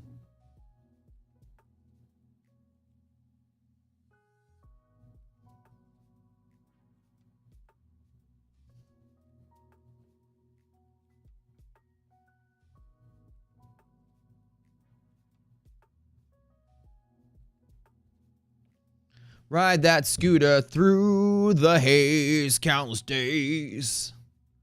What the hell is Saks Fifth Avenue calling me for? What did I buy? Hello? Hello?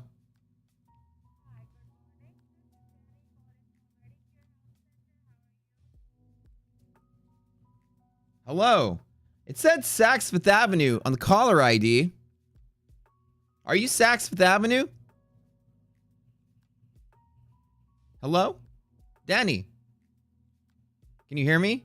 Are you offering me a business loan?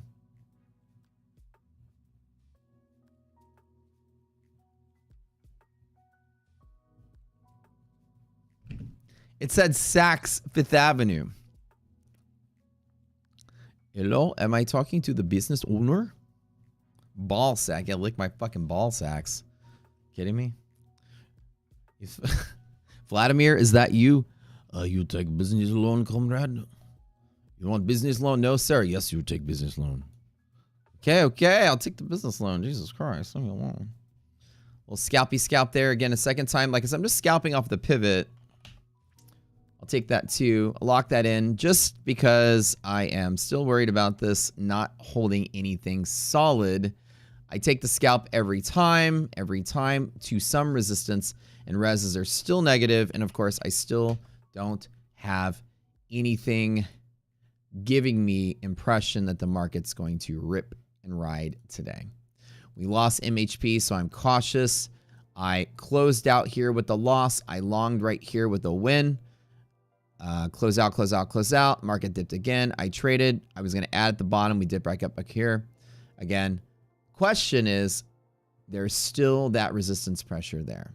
So I'm just taking retrace scalps off of heavy pivots with no good R&R on this to actually take a big long.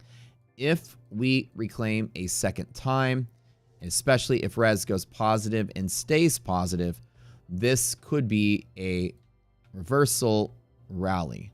Trade 1, trade 2, and I'm going to wait for trade 1 and trade 2 instead of getting at the bottom. Step 1, hold MHP. Step 1, hold DD band. Step 1. Love this stuff. Good scalps to do.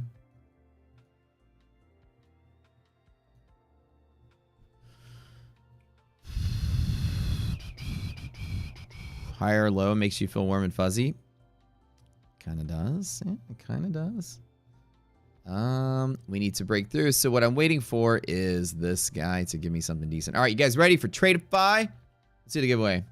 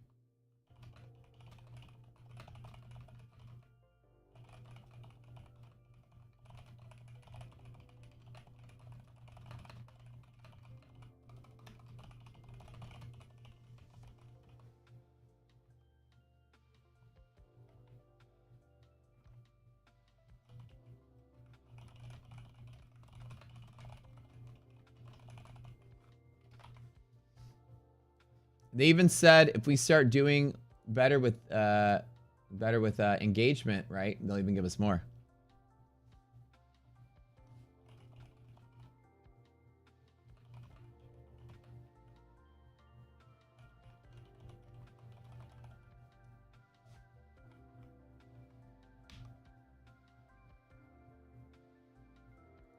Okay, so what we're gonna do is get the bot going here. Hold on.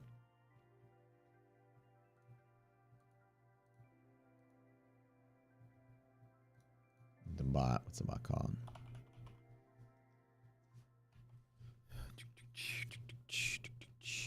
I'm lucky that I'm crawling away from this one, but this was kind of like one of those days where things are a little hard. Today was hard for you, trust me. Volatility and bear markets are like this. They're shit. It happens. It happens. It happens.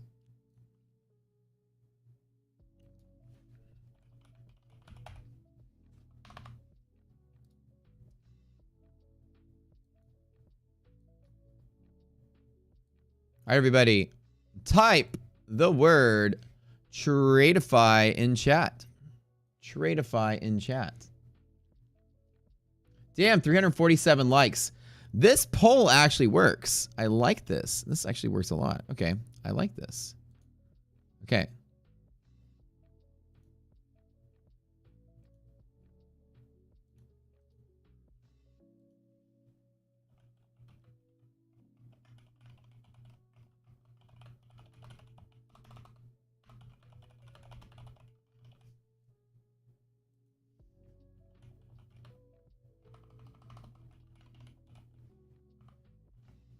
Dude, I'm so smart. I like that.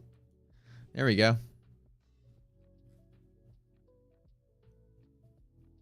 That works. That works. Oh my god, we have record likes on the stream today, guys. That annoying poll. You guys are like, you'd rather hear the poll than hear the song, right?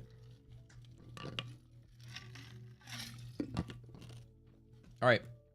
Here's what we're going to do.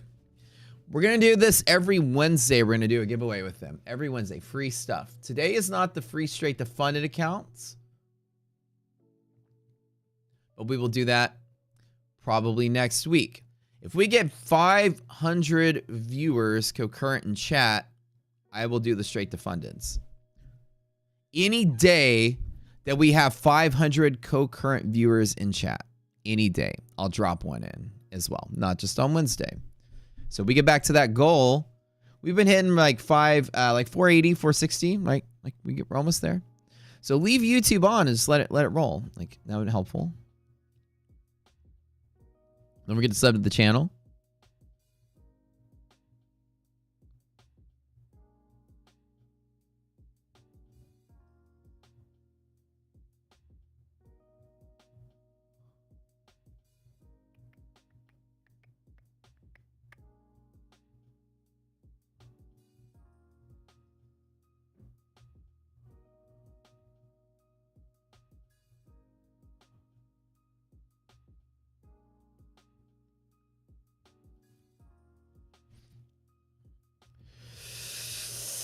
What do I want to do? Do I want to scalp one more time?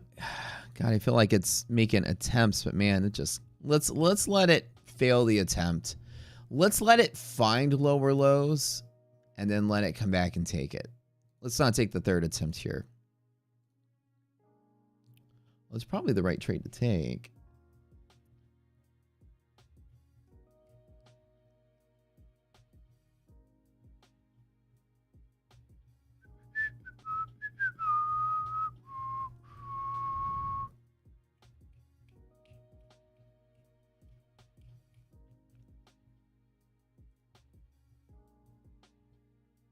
Right.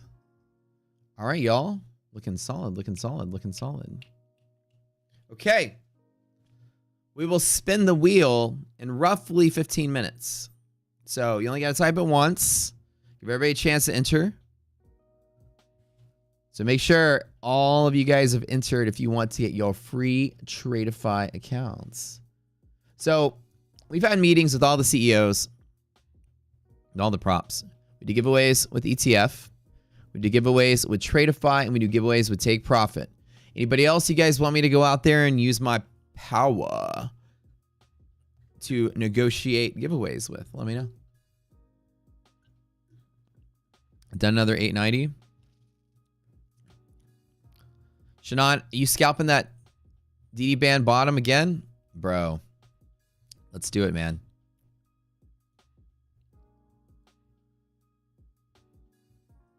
How many times you tap that, dude? Like 3 times or 4 times?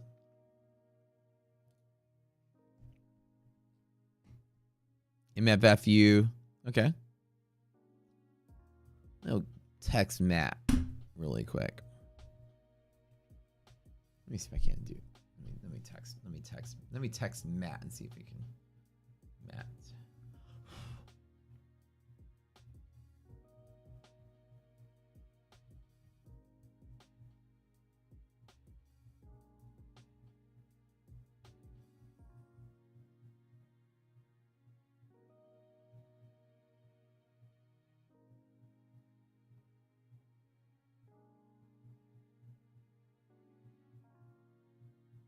Hold on, I'm texting their CEO. Hold on.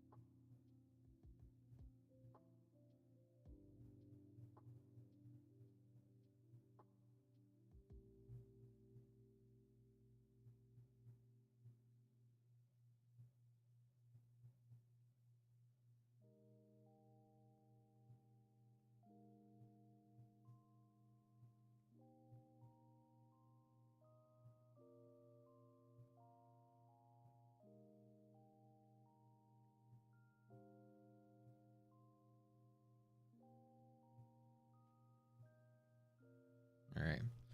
All right, we'll see. All right, I just sent Leech like a couple texts and see if, with my idea. We'll see if he says anything. Oh, can you show me back? Hold on. Oh. Well, those of you that said MFF,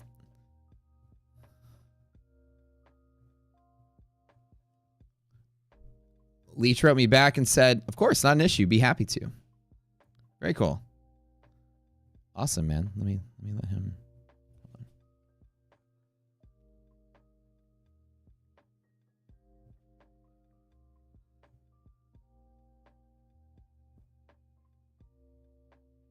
That was simple.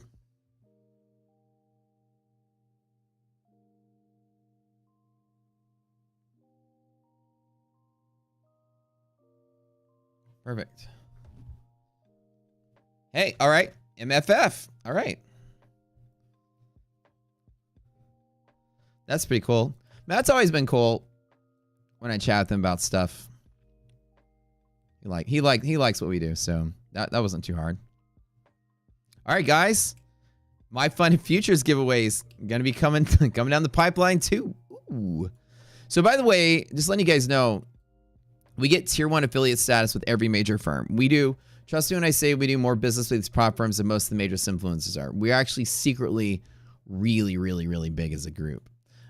You know, YouTube, our YouTube presence is growing in the light of all the other traders, but our community is one of the biggest ones out there. We have 10,000 user accounts for our platform. We have a massive Discord community with over 7,000 active people, all paid. So like the paid community is like one of the biggest ones in futures, if not the biggest one there is. So we get tier 1 status with all these firms. You know, we do a lot of business with them. You guys do a lot of business with them. So use our code Rocket Scooter everywhere you go because we get the best deal. A lot of these influencers don't get the best deal. We get the best deals across the board.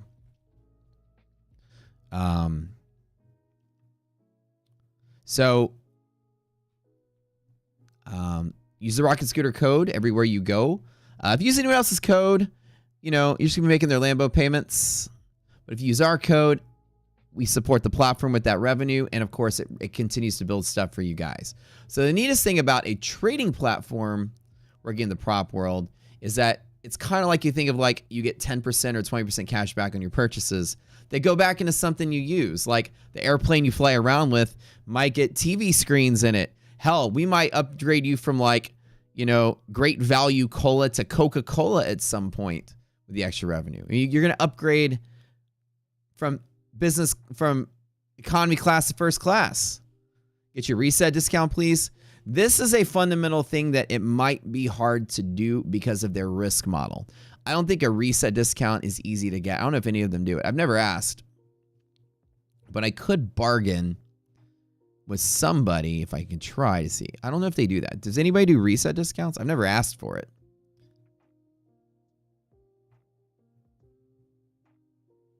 Hedge pressure on this liquidity map? No, I'm saying, does anybody give an influencer code reset discount that's different? Like if somebody gets a special deal. If the company does reset discounts, that's the company's risk model. You have to understand that. The company can't, that's how they make their money to stay afloat. A lot of them won't bend their risk model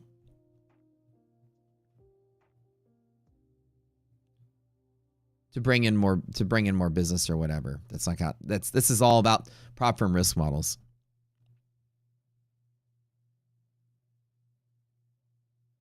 So if the firm does one, our code will give you that discount if the firm does one. Let me start over. If the firm does one and it's allowed, then our code should work. So if the firm allows affiliate reset codes, it will be programmed that their code will work. So always try it to see if it works. On the back end, they will. Some of them may or may not work. But to get a special arrangement to get reset discounts, I don't know if I can convince them to. Guys, stop saying other firms do. Let me explain what I'm trying to say. I love you guys. Somebody said, use your code for reset discounts. That's different than me asking a prop firm, hey, can I get an affiliate code for you guys? They can say, sure, have one. But if I say, can you change your risk model so that I can give discounts on resets? The firm is like, we just do or don't do that. So I can't control if the firm does or doesn't do that. I know other firms do reset discount, but it's up to them if they allow an affiliate code to do that. It's like a special arrangement we'd have to do. So some firms do allow it, some firms don't. And it's all in the risk model. Like some of the firms, they all have a way to bring in a certain amount of money and expel a certain amount of money and profit a certain amount. They pinch and pull somewhere to benefit somewhere. Easier rules, more expensive thing. Harder rules, cheaper thing. Right? Cheaper evals, more expensive activations. At the end of the day, if you add up all the pieces, they all cost exactly the same. So it depends on if their risk model is designed as such that there's flexibility they can do that. Their goal is to bring a certain amount. There's a failure rate of U, and there is a amount at which you bring in as far as revenue, no matter if it's dividing it up into 20 smaller accounts that are cheaper, 5 accounts that are more expensive, whatever. You are part of a revenue model where a percentage of you will buy X amount of dollars a month. And a lot of them may not have the flexibility to do that on the reset side. I.e., if they're the $20, 80% off, 90% off type of prop firm, I can guarantee they aren't going to give you reset. Or they shouldn't. They're taking normal risks. They shouldn't give you reset coupons. Because that's how they'd make their money. It's like they bait you in with the $20 and you reset it at a bigger price, right? Do I have a suggestion for a first-time prop firm? Tradeify or take profit. These are the two. These are the two we think are best for first-timers. When ETF goes direct to funded, I'd say ETF would be good as well. For first-timers, the normal ETF fast tracks and their one steps, as well as the Apex. I call that the Apex model. The cheaper, blow them up faster with trailing drawdowns. Avoid trailing drawdown. First time prop firm people should not jump into the dirty world of trailing drawdown. Do everything you can to not deal with trailing drawdown. You guys got it?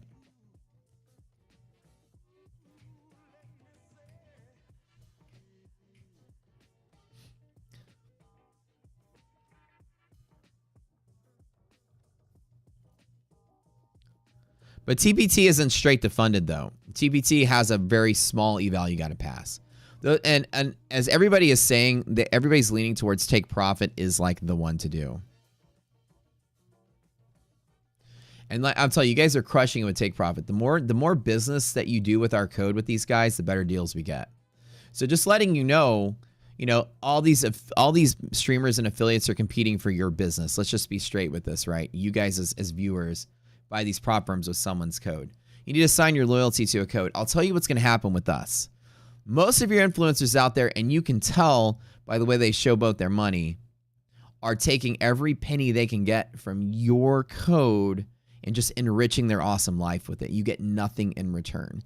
If you use Rocket Scooter code everywhere you go, you will get the same, if not better, discounts than most people. We get the tier 1 with everybody. We're tier 1 across the board because we're huge. But the money that comes back is going to us, and it turns around and develops stuff further for the platform. So it's not making the Maserati payments, okay? We invite you guys to use our code going forward. We would love for you to support our development here. We have 20 mouths to feed at Rocket Scooter. I'm a very generous CEO. I have enriched this company so much with my own money over the years just to build it. Many, many, many millions of dollars spent to build a trading platform. Not cheap. So every bit that comes into this is helpful. So we appreciate you guys supporting what we do, at least supporting the stream in that way. We love you guys. Maseratis or horrendous cars. I've never had a problem with mine. I've heard horror stories, but I've been lucky. Super lucky. Somebody would suggest Apex. Starting with Apex will give you good practice because you'll take some beatings. So that's the opposite of what I said, but it's also really valid. I like that. It's harder if you're trying to read through what Berkeley was saying. Is exactly we're in agreement. Apex is very hard and it's going to kick your ass and beat you up. I was saying pay a little bit more money to avoid that happening, but Apex will set a very, very, very strict bar for you to understand what that baseline is of hardness. Apex is the hardest one to get money out of, but the cheapest one there is. And as Tess Berkeley said, 100% right, you're going to take beatings. So if you want to go into an environment where you're probably going to lose and take some beatings, Apex is the way to go, and it's cheap. You love that the Penguin owned a purple Maserati? Really? I didn't know that. Hold on.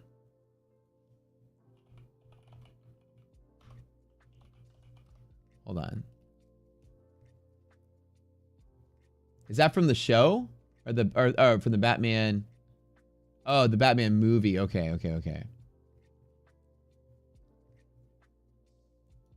Or was it from the...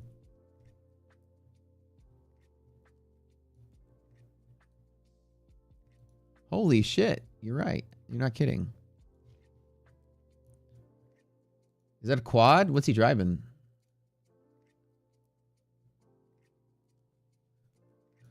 It looks like a quad, which is the bigger version of my car. It's from the show. Oh yeah, it is. It's Quadriporte. That is. So this is the bigger version of my car, but that's sick. It's purple. That's dope.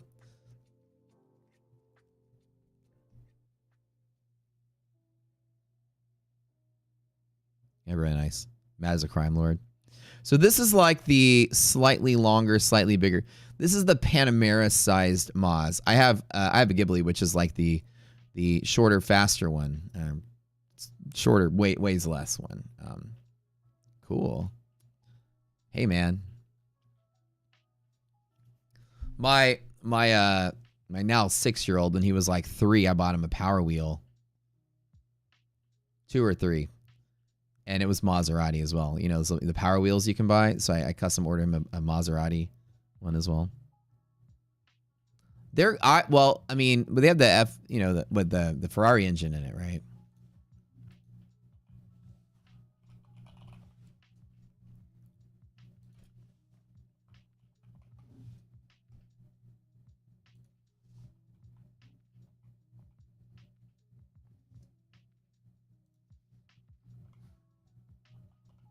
They stopped doing it in like 2020.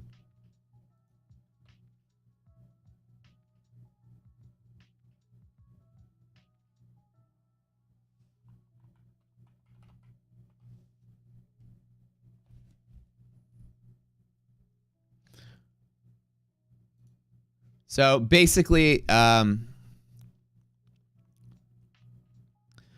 called the F36 engine, I think. So the car I have it's an engine joint built by Ferrari and Maz. So they built it together. Now, I can't remember who. It's basically like somebody's components and someone assembled it. I think it's Maserati's components and Ferrari just assembles it. I don't know. Or the other way around. Ferrari assembles it, slaps their name on it. But technically speaking, up to 2020 was the last year I think they did it. But my car has the Ferrari engine in it, which is kind of nice. It sounds cool too. It's a different sound than the modern ones. Like you can hear like a Maz engine. It's a very distinct sound. It's a very sexy sound when it rolls. And I have the twin supercharged turbo, whatever it is, turbo. Wow! You can hear it in a parking garage, dude. Like when I go to the grocery store and I turn on my car.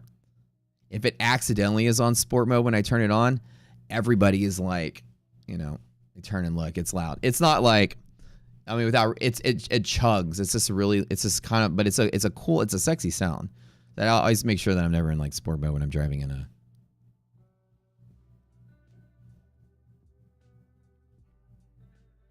Okay, so you guys are lucky. So I'm gonna get on with I'm gonna have a meeting with the My Funded guys today. This is what I love about the stream. So whatever you guys want, I'm going to go out there and ask and see what we can do. So very cool of My Funded Futures guys to offer us accounts for giveaways. I love it. So now we can do giveaways every day for the most part. I'm going to stage them out where we can do one every day. How about that?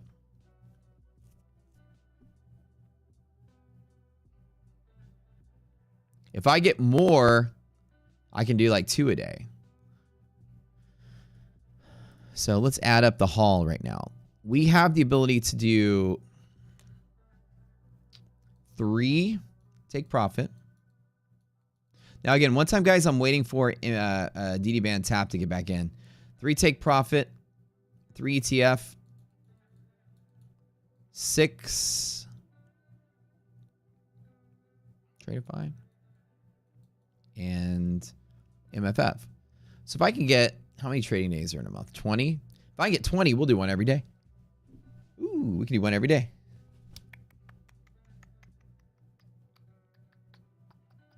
Or should we do like, this is take profit week, guys. This is ETF week. This is Tradeify week. And we can cycle like this. When am I going on Patrick's stream? I don't know. I don't know when we're supposed to go to Miami for Ultra. So if I go to, I go to Miami a lot. So next time I go to Miami, I'll stop by the BDH. You guys want me to? Pat just said, oh, what'd he say?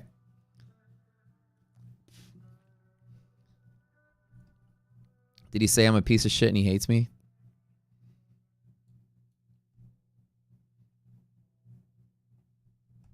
He said I was coming on.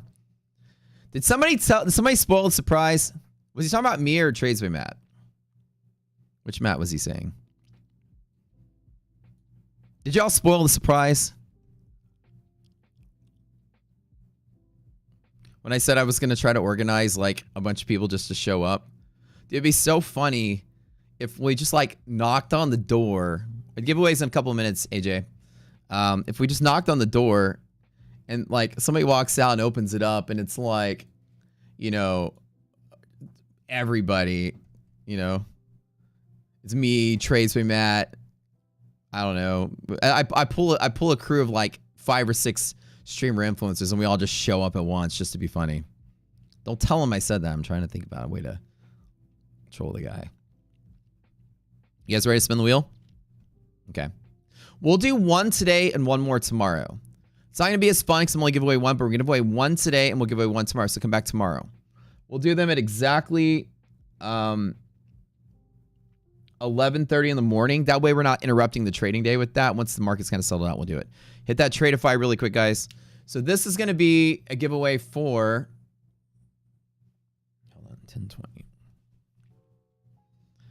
Yeah, I'd love to go out. It'd be fun, man. I've been dying to see like the inside of that office he built since he built it. It's cool, man. It's like a like very, very good. I like people that invest in production value. I like clean looking stuff, clean looking show, clean looking office. It'd be cool just to see it. To see how it all turned out. He spent a lot of money on that. It's a nice build. What am I trying to do here? That'd be kind of dope. But my thing was I know he wanted to book it, but my thing was it'd be so fun just to show up with like a group of people and we're all like wearing costumes, we're all wearing tuxedos, just something really, really dumb. And then it turns out it's like or we jump out of a cake and it's like me and Dave teaches Forex. We're all of us just pop out of a cake or something. Delivery, and there's a giant box and he opens it and it's like me and Trace Matt are like, hey, you know what I mean? Like the most idiotic, dumbest fucking thing we could think of. Okay. Yeah, it'd be kind of fun. Yeah, it'd definitely be an honor to go over there. I think a couple of my buddies have already stopped by and traded. Max was on there not too long ago. You guys know we're tight with Max and those guys. I remember like in that show, Max was like trying to measure how tall Patrick was because he fudged his height on his driver's license. That was really funny. He's like, are you really 5'10" or 5'11", whatever it is? And so they made him stand up and they measured how tall he was. He rounded up an inch on his driver's license. They were just like trolling him so hard. It was so funny. It was funny. I love the entertaining show. It's very fun. Wall Street shows tend to be very boring and very like stuffy. You know what I'm saying? All right, spin the wheel. Let's get the song going. Yeah, I definitely love to stop by sometime. Whenever I get a chance, you know. But I'm going to Miami for Ultra, so. What we'll stop by the BDH and then me and iDoc will head over to his girlfriend's Pilates studio and work out. We both do like yoga, Pilates, fitness all the time. So I was like, we'll do the full round. Check out everything they had. They just built like three or four Pilates studios for her. You're going to Ultra? Dude, if y'all are going to Ultra, I'll meet up with you guys. If y'all go. Let's go. Okay, ready? All right, let's find the song. Okay, everybody type in Tradeify, ready to go? Today's contest, we have growth, advanced, and straight to funded. Now, I just want to see what the turnout is, but let me do you guys a favor. Let's do a tradeaway giveaway every day for the next... Let's give away one every day. For like every day. Let's just do them all. Sounds like fun. Wait, hold on. We'll do one. No. Not every day, but not every day that we have the ability to do it. So we'll do it today. Then we'll do it Monday and Tuesday of next week, we'll give away 3. And then the following week, we'll do 3 more. Love it. Okay. Tradeify, Tradeify, Tradeify. Let's spin the wheel. Let's go. We are going to play this. The giveaway song. You guys know?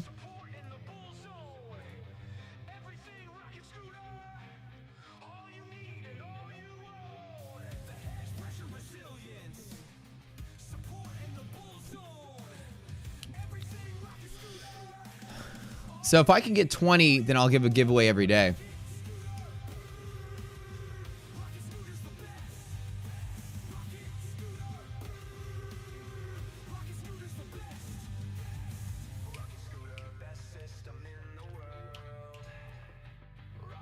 Scooter, rocket scooter, rocket scooter, rocket scooter. Ow. Okay. Oh. Oh, crap. I forget. Hold on, hold on. I ruined the song. I forget. I need to actually download the song.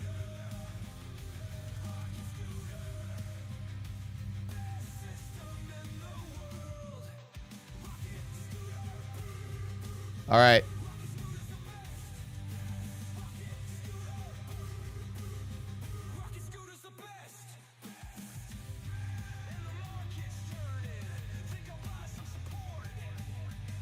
And come back tomorrow because we're doing a giveaway for Elite Trader funding.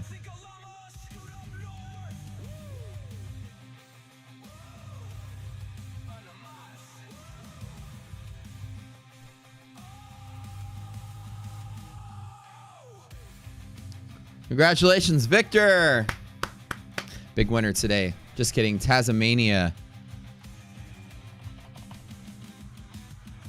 What I need you guys to all do, first of all, everybody needs to do this really quick. Get in our Discord. Nice. Okay. Everybody go here. Victor, dude, every single day. Victor is like the winner. So close. So close. So close. Okay, so what I'm gonna do really quick. Hold on, I gotta.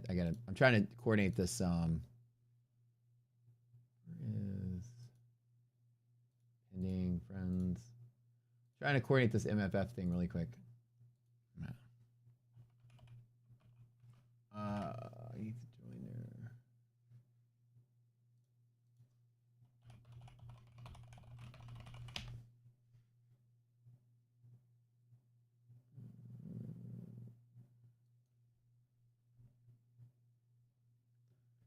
I need the can somebody toss me really quick the My Funded Futures Discord? If y'all have it. Can somebody type it in chat if you got it? I need to jump in there real quick. Congratulations. So everybody go to our Discord first and foremost. Just go there. And for the winner, go there and send me or Slacks a message. Actually, no, send me a message. Sorry. Send me a message. Post in text support or ask for help. Tazzy, that's for you. Congratulations. Okay, we got to end the poll. No more Tradeify. Okay, so we'll do another one. We're doing ETF giveaway tomorrow, and we're doing another Tradeify next week. So I'm gonna try to make a giveaway every single day. Every single day. I like how the poll was like 96% of you said Tradeify and the other 3% of you said Tradeify, and it doesn't even have to 100. Awesome. Does anybody have the Oh, yeah. So Jay, I need to tell them to give you access again. You finally made your account, so I'll do that. When they try to give you your account, they said you didn't have an account with them. So if you made it, I'll do it today. Okay, congrats, guys. Now, my next thing is to... Does anybody have My Funded Futures Discord?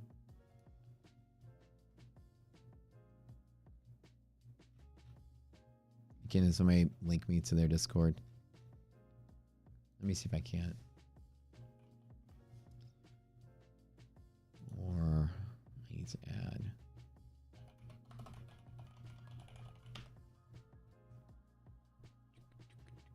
I'll just try to find it real quick. Oh, here it is. I got it. Let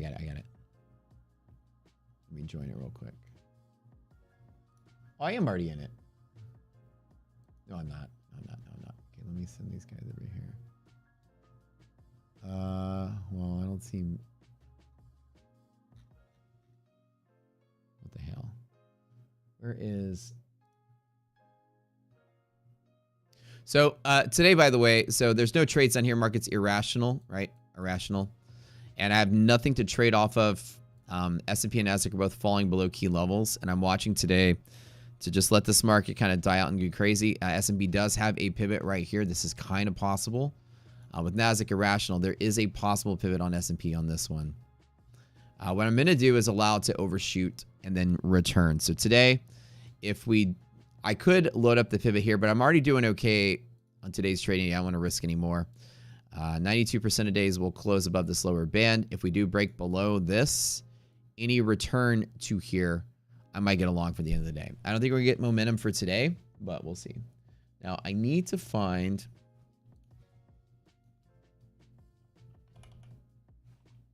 Oh, I found him. Okay, here he is. Yeah.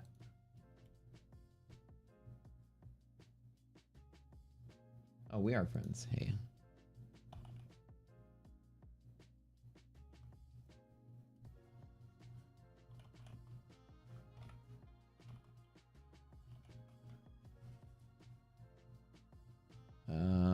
Make sure I got...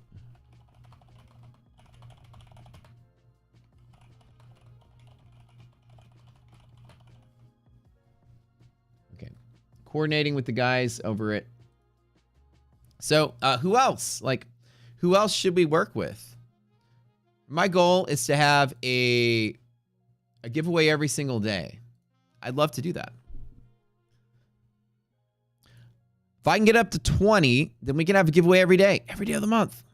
Imagine every day is giveaway day. That'd be so cool.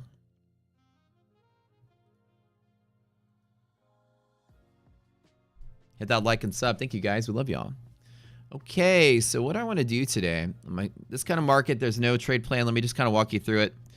Anything below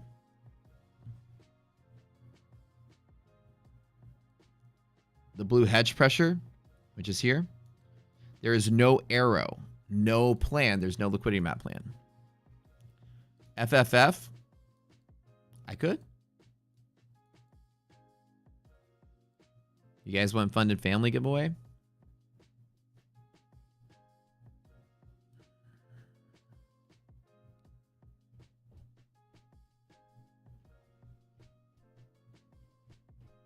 Did you make the contest today? What you saying?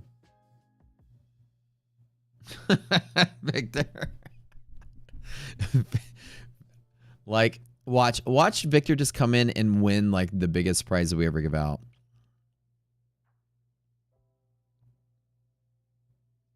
Because somebody said hell no to the funded family.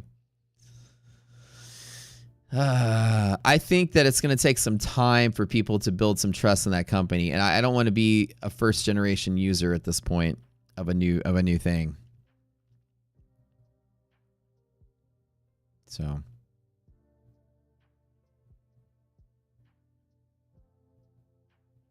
I think in about 6 months or so, if they start to show, you know, history of payouts and people are happy with them and things kind of settle down, then maybe so. I would just, under the circumstances of these prop firms, you got to be squeaky clean.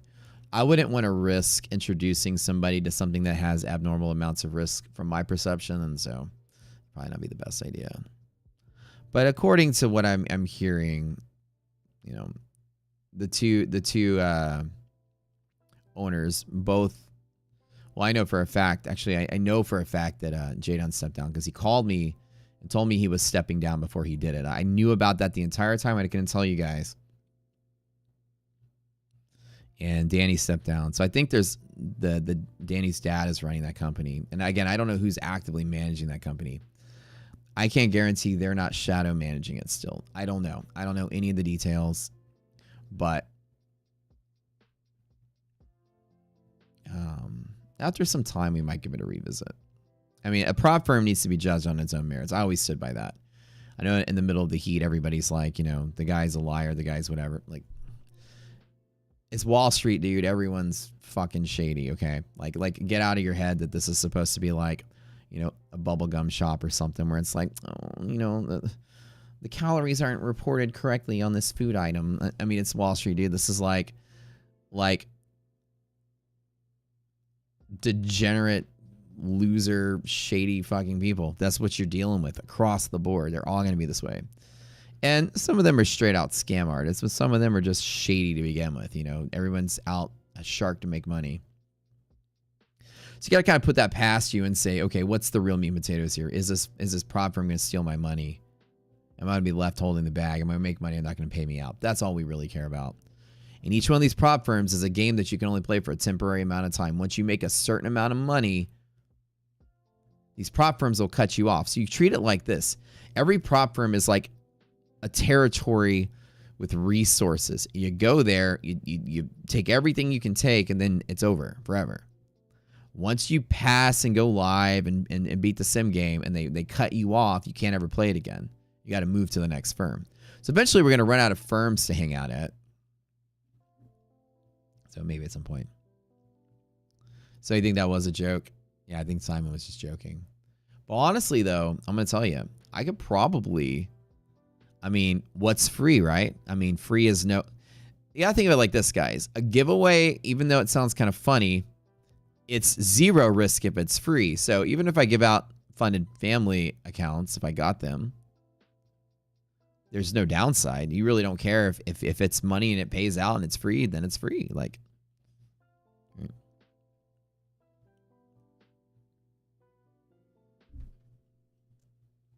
do I have? So if I can get anything free, might as well be worth doing for free. You guys go out there and be the guinea pigs on the free version of it. Okay. So NASDAQ breaking through lower DD again. This market, we got some good scalps using the monkey paw today, but this was just, you know, we're in that mode of I'm glad I'm sitting out. Now let's try to see if I can't find anything lower to take note of. I need to log in and Thinkorswim though. So hang tight. Hold on. Y'all get to stare at the bigger version of my pretty face while I type in my password. Do I have good personal Wall Street gossip or experience to share? Do I have mentors inside Wall Street? I have a ton. Oh, yeah. Oh, my God. I have a ton of stories.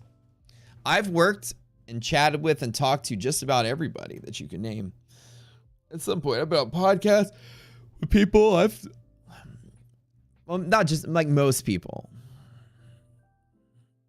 I've been around for long enough to like have at least met everybody at least once, with the exception of Jim Cramer. He's the only person I've never chatted with. I think you guys would know.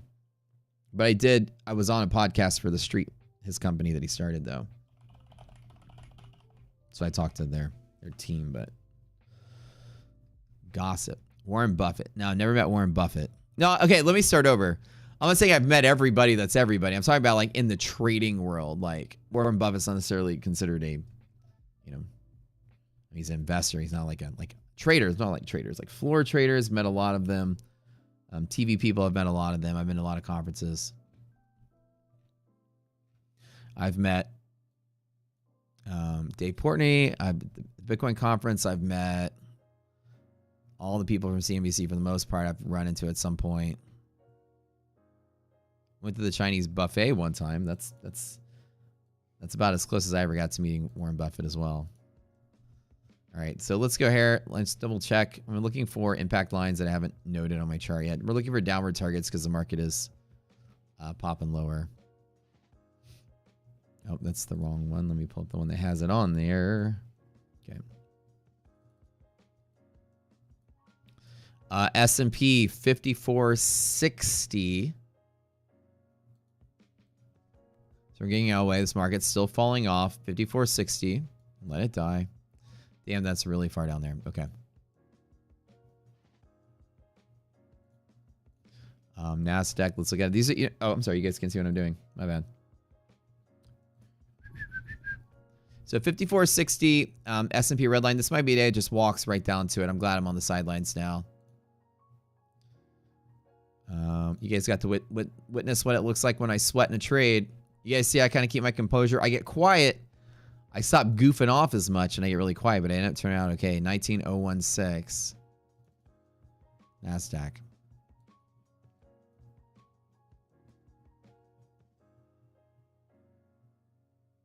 That's it. So we're now in the 8%. So this is all sit out, all sit out, all sit out, nothing. There's nothing here in the way. Haven't met Peter Tickman. I have talked to Peter Tickman 50 times. I've still never met him face to face. I've been on podcasts with him.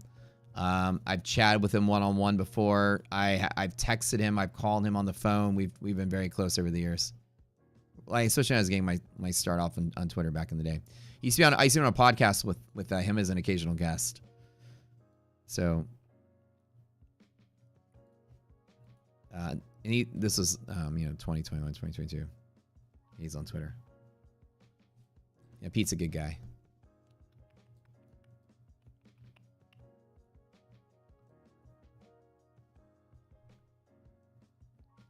We used to do a Wednesday space with the street, and he was on it a lot. He would show up. The Einstein of Wall Street. Yeah, he's a fun guy.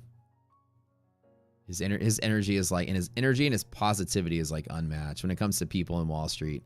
Just like an overly positive guy. Like everything about his demeanor is just hype and fun and loud and just, he's a little guy with a lot of energy, and it's exactly what you expect from a little guy with a lot of energy. Just always just like,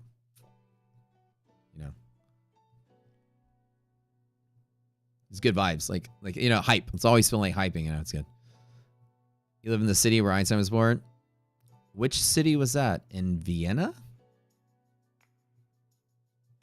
Isn't Einstein Austrian? I can't remember. Where was he born? I don't know. Germany. Oh, was he German? Where was he? Which city? What city is it called? Germany? Oh, cool. That's right. I'm dumb. I know. He fled Germany because he was Jewish and he was fleeing Germany. And then he helped us build the atomic bomb. Just to race against them. He is from Germany. I knew that. Dip.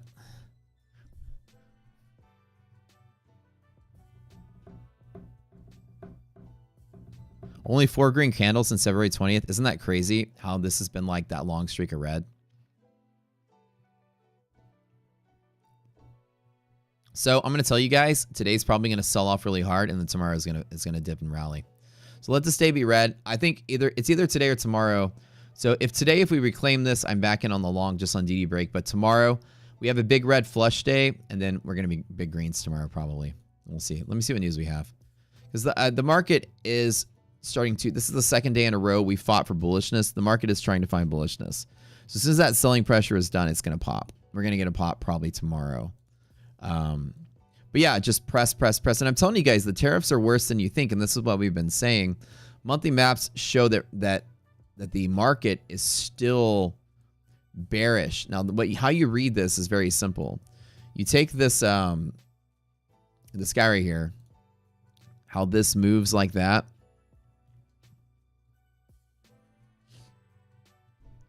This is bullish liquidation through May. And we are in a bear zone. Prices right here. We are in the bear zone, which is the light gray, through May as well. This is 3 months. This is a 3-month correction, guys. We already knew that back here. We already said it was going to be this way back here. We said we're not getting better till April, May. So this market is not going to get good for a while. And all we need to do is make sure we got money when it gets good. When the getting is good, the trading is long, and the market's great. But yeah, you can ask, like, I've been around the social media scene for a while. I'm like one of the OG futures streamers. You know, before there were thousands of them, there were like 3 of us. And I've seen everything, heard every story, watched everything, watched every lawsuit. I've seen traders that were paper trading, like the School of Trade, Joseph James guy. That was a big scandal back in like 2016, 17. The guy was just paper trading and posturing it as real trades, and he got sued by the CFTC, fined a couple $1 million. Watch that happen. Watch the Jason Bond scandal. Here I am as I'm talking. DD Band press is coming now. Is Trump saying anything? Hold up. Hold up. Why are we moving? Putin.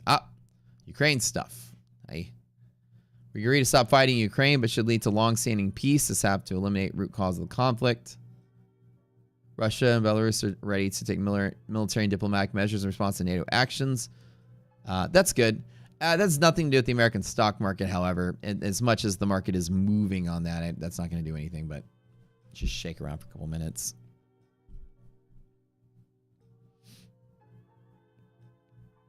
That's crazy, Master Rich, right? When the market is 50% green candles and red candles, these are the moments that it is 50% because you'll get streaks of red just patched, worked into the overall data. And so this is rare to see the market just press red. But that's because the tariffs are a huge fundamental shift. They're bigger than what we all thought it was going to be. Tazimania sent me a friend request. Gotcha, man. Gotcha.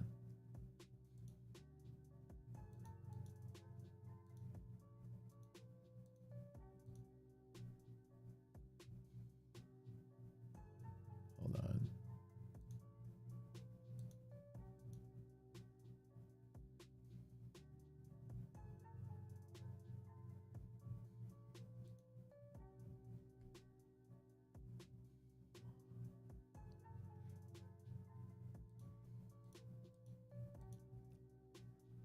Oh, it's weird that it's sorting it by... Discord sorts your friend requests by alphabetical. This is so dumb.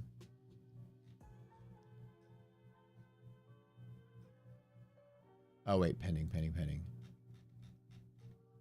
Okay. I'm telling you, man. Discord was programmed by a bunch of fucking idiots. Here you go, Tazzy. I got you.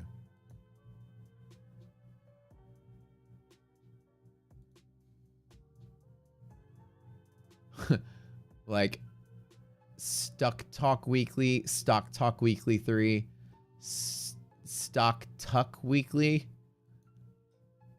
Danny Nas with all these fake friend requests I get, like a million versions of each influencer. Hey, what's up? Hey.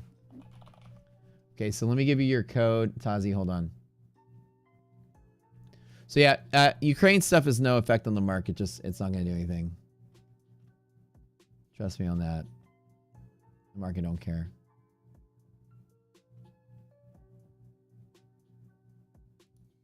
Alrighty. So you are to do... Today was the growth, Tazi. So here you go.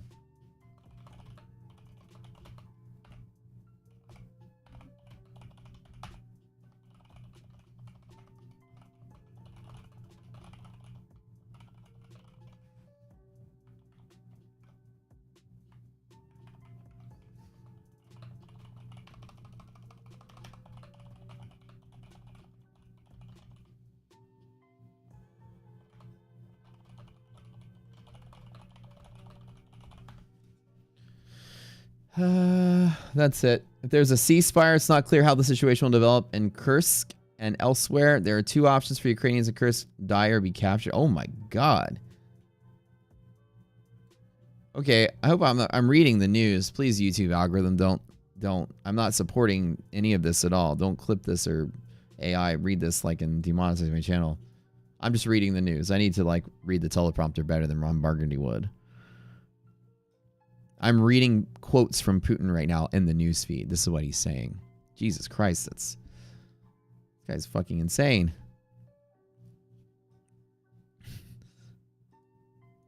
Fuck you, San Diego. Ron. Oi. Yeah, just knee jerk, that's it. But let's watch though, right? Went to Hamburg once and had hamburger there just for the memes. LOL. Was it tasty? There are places in the United States that claim to be the original hamburger, which I guess everybody wants to be the original cheesesteak or the original whatever. There's that bar. I saw some video about it. Some bar where they like grill, like the meat is on like sideways broilers and stuff. And it was like a bar. A guy came in, wanted a steak. There was no steak. There's just a bunch of trimmings. So they ground it up and made a patty and served it to the guy, and he loved it so much everyone started coming back. Some bar, like the oldest hamburger in America. I think I saw it on the Guy Fieri show or something. Whatever that place is, they don't let you make custom orders. It's like the soup knot Nazi on Seinfeld. God, you gotta watch what you say on these fucking algorithms these days. Remember that? Where you had to order a specific way, you didn't get your food. This place is like, you can't ask for no mayonnaise or no mustard. You gotta take the burger the way they serve it.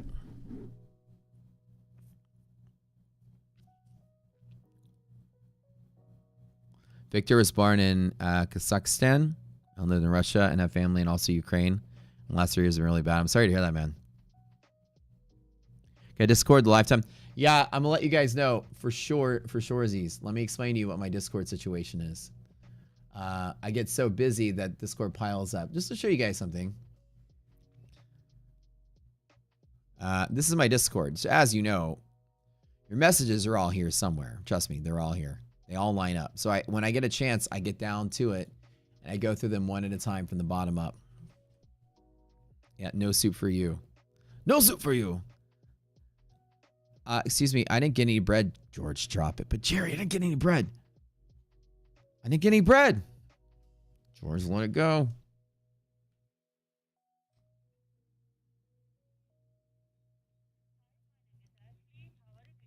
Hi, Ashley. How are you doing today?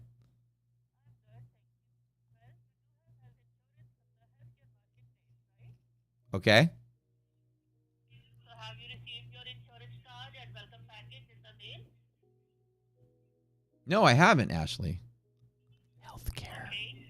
Let me fill a short form for you so that you can receive your insurance card and welcome package within 48 hours, okay? Oh, are you my insurance company? Yes, sir. I'm calling you from U.S. Healthcare Department, okay?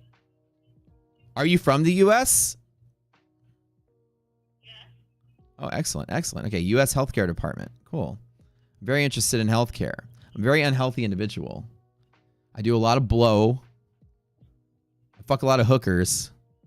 I need penicillin shots like all the time. I mean, will you cover that?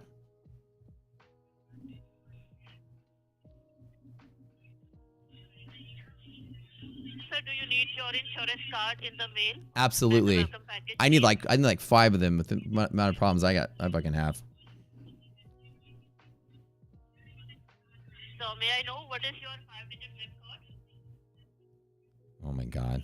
All right, this is going too much. Could y'all hear her talking? Jesus Christ, every day. I think pretty much people are going to stop having phone numbers in general. Do all of you guys get like 1,000 phone calls a day? Healthcare, business loan, every day, all day. Could y'all hear? She's like, I am from U.S. Healthcare Department. Are you from the U.S.? Yeah, oh, yeah. I can send you your insurance card. Just give me your address. Oh, I got to turn up louder next time. Why not be using the AI voice at this point? Hi. Thank you for calling. Goodbye. Do not redeem, sir. Dude, that one. Do not redeem. What are you doing? That guy. Oh, God. iDoc showed me that guy's channel. That was fucking hilarious. The Google Cards guy. Oh, my God. That was great. Didn't the U.S. Health Department just get cut by Doge, probably. The fake Geek Squad. Dude, I get those all the time. The fake Geek Squad. It's like you've been charged $500 on PayPal. I get that one in the mail all the time, email all the time.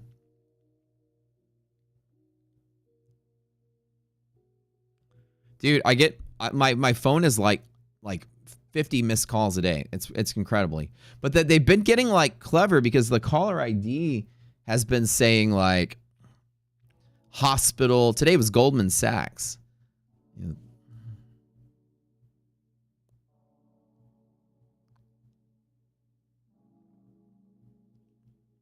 The problem is, well, guys, you have to understand, for you guys, it's different. For me, I can't do that because 1 out of 10 times it's one of you guys calling me like, hey, I can't get into my platform. So like, I can't screen all the numbers. I got to kind of like, lucky for me, the scammers are going to use my area code. That's the best way I know. If it's an area code in Houston, I just avoid it because chances are it's not one of you guys. They like to use your area code to make you answer the phone. So if I get a phone call from another area code, I'm going to answer it every time. Because it's going to be one of y'all. Hey, man. Hey, this is Bob. I bought Rocket Scooter, but how do I connect my futures account? I'm usually like, oh, yeah, here, let me help you out. Usually, like, and I'm like, how'd you get my number? I'm just kidding. I give you all my number. What's my number, Matt, for future reference? Let me give you Pat's phone number instead. Or someone else that we all call them. I'm just kidding. Just kidding. Houston area code. No wonder you never pick up. No, if you're from not Houston, I'll pick up more often. And all day long, it's like on my phone, I look at it and it goes like, look, yesterday, missed call. I'm not going to show you my phone, but 713. Yesterday, here's how many missed calls I had.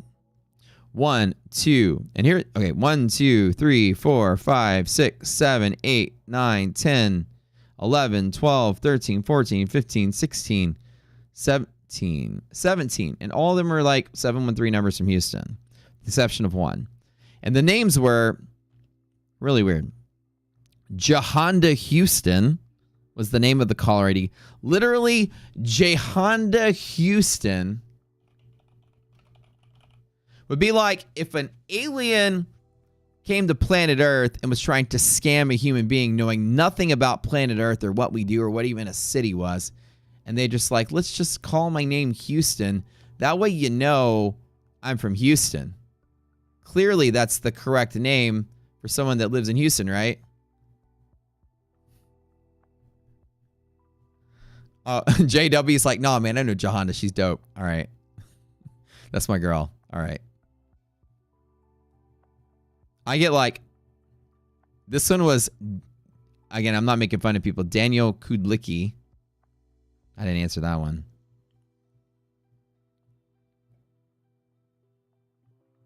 I get one from the UK. Yeah, I'm gonna kind of chill on this one too. I'm done for the day.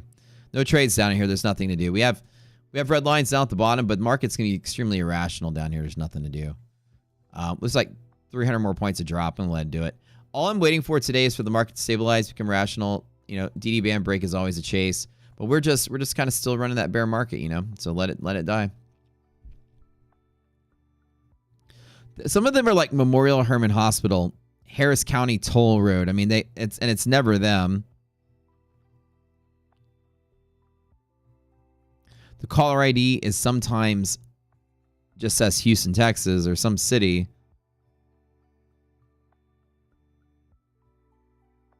Houston TransStar. I don't even know what that is. Trans. Yeah, goofy stuff. Goofy. Where's the video heading? Everything's going down. This market's dying. 3 months. It's going to die for 3 months. This is month 1 of the 3 months. This is the worst part of, not the worst part of it. That's the sad part. Honda Houston from Houston's legit. Trust me, Brian. I know her. She's great. She was a beast in handball. That's funny. New cell phones allow more than one eSIM. Some people have a second number with a discount carrier for business calls. I do. I had that for a while. Until that number started getting spammed all the time. And I got tired of it ringing, so I got rid of it. And then now my new number gets spammed. And I don't know why my new number is getting spammed. Yes.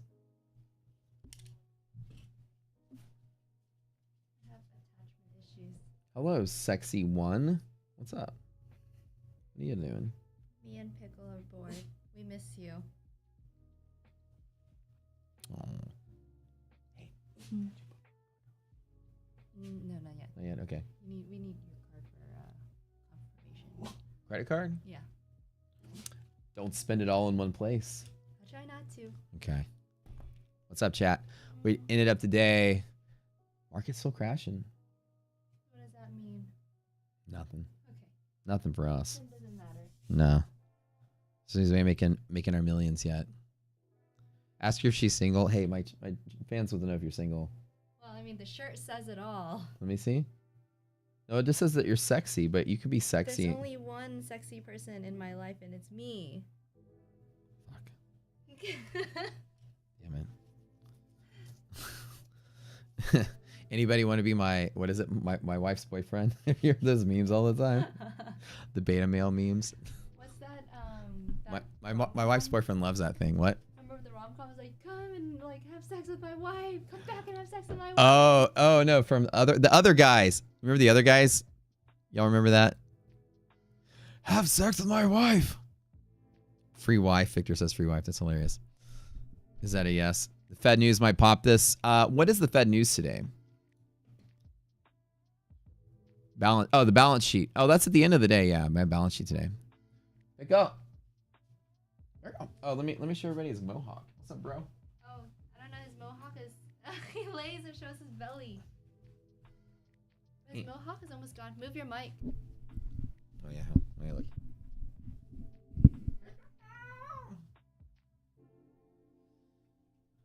Hey, bud. Oh, it's good to see you. Oh, you're super happy. He always wants to crawl to you because I realize that it's not the lights he's scared of. He just wants to go back to where you Well, are. what if I like go away? What happens? Yeah, if you go away, see what happens. We thought he was just scared of the lights, but we realized he just wants to be around her all the time. Look how happy the boy is. Wagging his tail.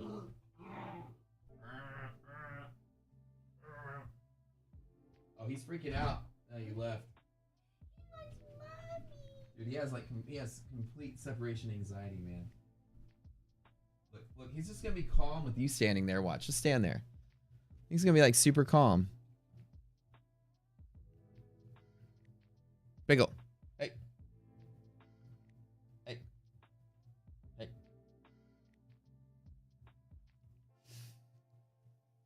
When do you want to have lunch? I already formed the meatballs. Dude, we were making bread. She made bread from scratch yesterday. I'm gonna tell you guys something. I don't know if you guys are cooks or chefs or whatever, but you know, like the cast iron, enameled cast iron La Creuset that you buy for like $500, right? We went to this cooking class at Sir of the Table. We go over there, and they give you like a 10% coupon off of everything after the cooking class. And we're like, oh, let's buy one of these things. She's like, I want to make some bread. And I always like trying to carry this thing to the checkout. And she's like, no, let me order one on Amazon. $70. For $70. I'm going to tell you something. I don't know. Okay, this is my specialty. I got a degree in this stuff. Metallurgy, okay? And like chemical engineering. That's what I do for iron and enamel. It's the same thing. I don't know what the $400 logo difference is. It's a Dutch oven. So we got the Amazon Dutch oven. Did you explain to them that you stopped me from buying the Amazon Dutch I oven did. for 6 months just because he wants to get me the $500 Dutch Gotta get the oven? best.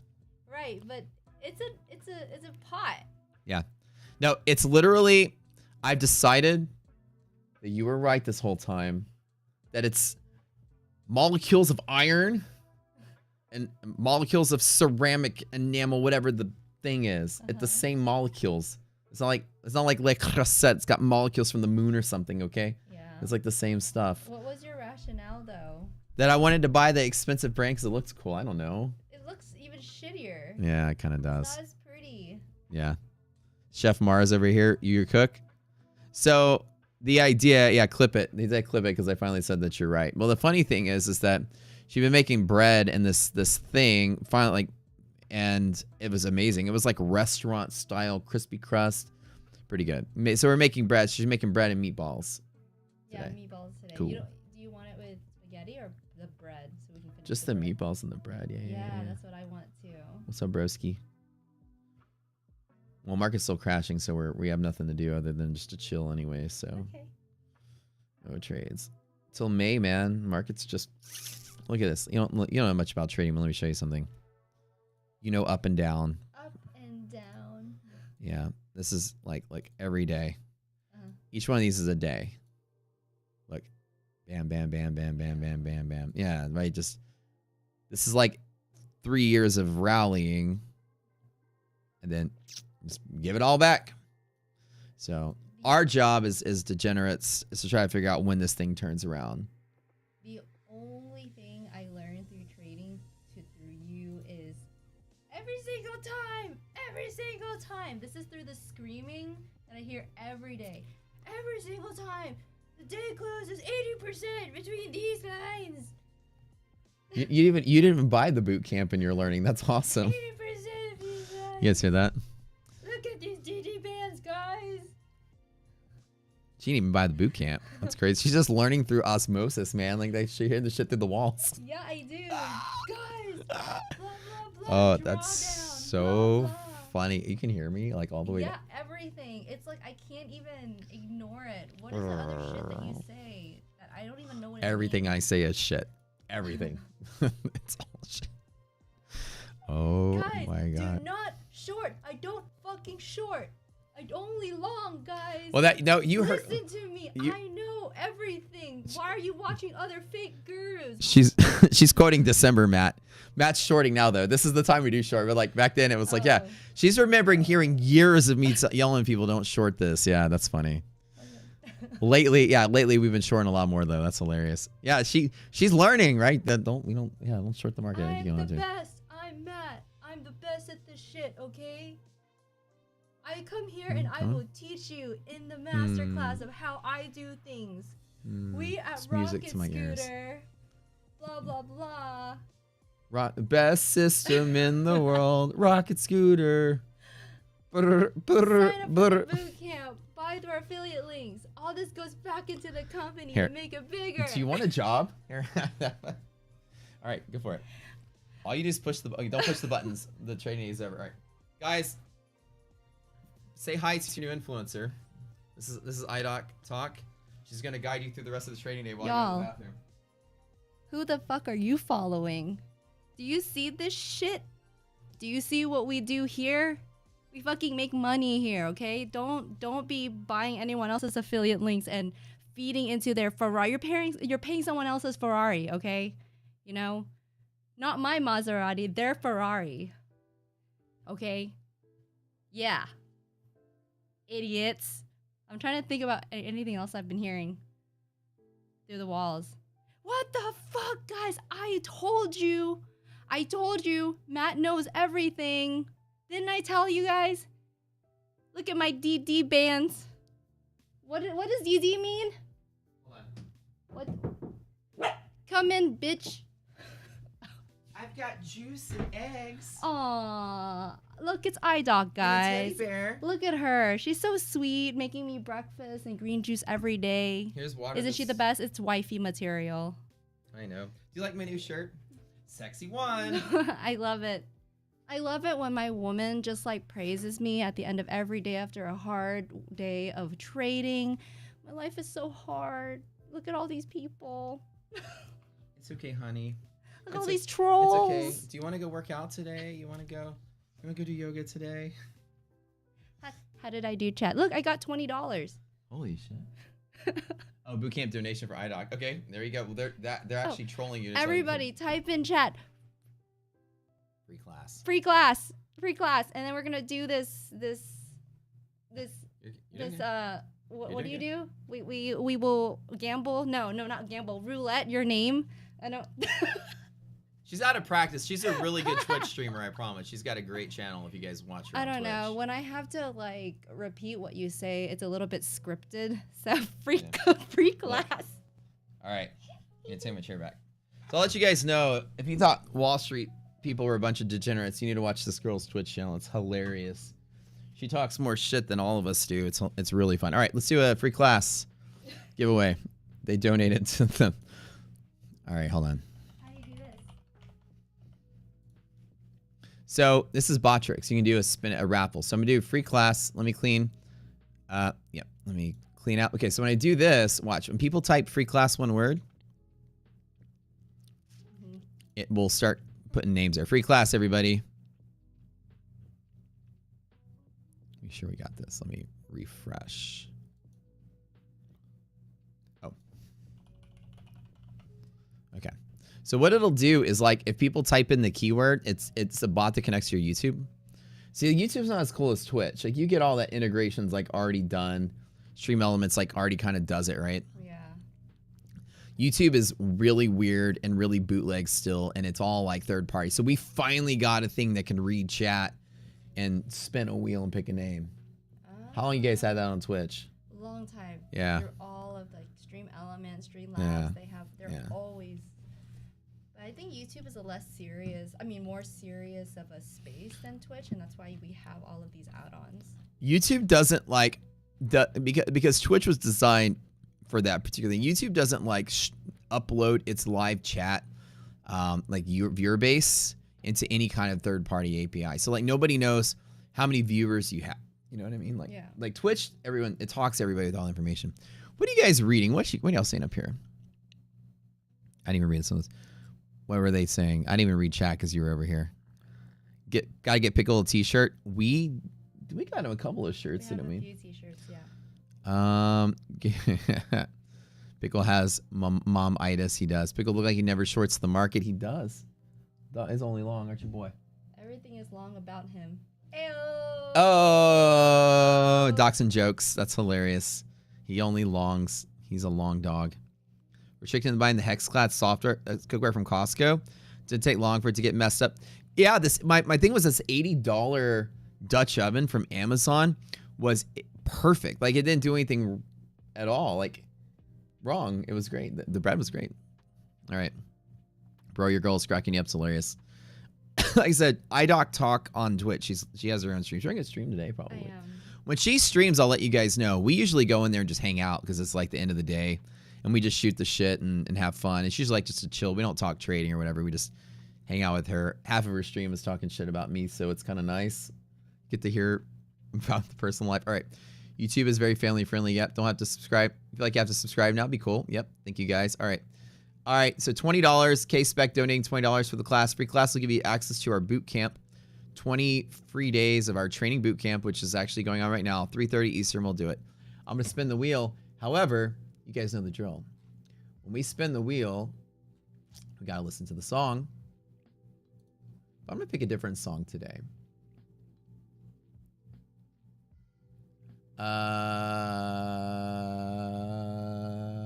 What is this one? No, that's not. No.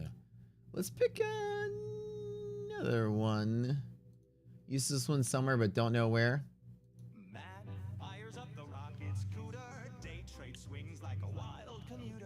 All right.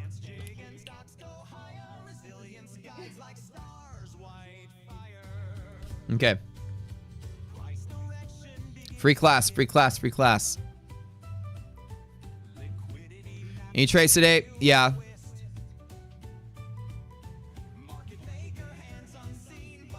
No trades from here on. While we're waiting, let me tell you guys the rest of the day's trade plan for me. Down here below blue, there are no entries. No entries. You see this liquidity map?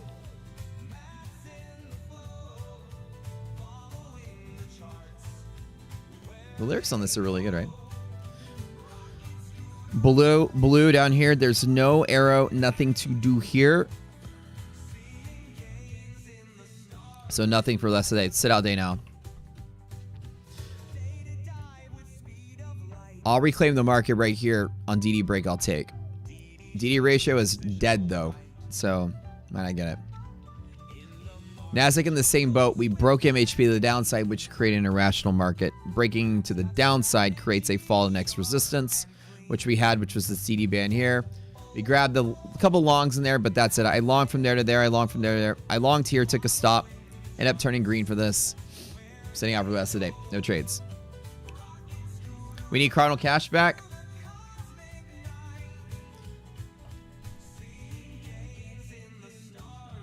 I'm going to text him that you said. I'm going to text him this. I'm going to make him come back. Hold on. Let me see if I can. You guys miss Cardinal Cash? Dude, I loved his stuff.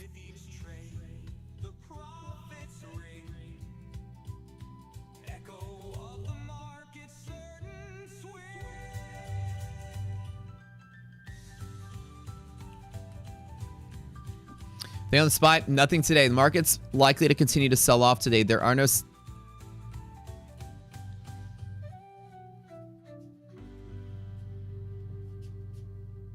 Are you guys leaving? I don't know. I thought you wanted No, you don't have to. Jorn, the winner today. You have 45 seconds to type something in chat. You really don't care that he got caught paper trading? Well, that's everybody. Like now, like the funny thing is now everybody's a paper trader. He was just an entertainer and having fun and trading for entertainment and creating content. Yo, what's up, Jordan? Nice. Okay, so go to Discord. Victor, congratulations, Victor, on your victory. Good job. You go here, post in the ask for help. Tell Slacks you're the winner of boot camp. So it's 20 days, $20 is our boot camp. It's a very cool thing. It also comes free if you're a member of the platform. And you get to come to all of our classes, and each one of them, it's very sophisticated education. You will love it, I promise. I teach everything I do, some of the risk management techniques. You saw a lot of that today, even though the trader took some heat. Why'd I long? I was long 2, market fell, I trimmed the 1, held 1, market fell, I got out. We dipped to a certain level. I longed to get back in, got out, longed again, got out, market fell to here, longed again, got out of the way. Whole journey day, you got to see a lot of the techniques I do. Bye. I'll be done in a little bit.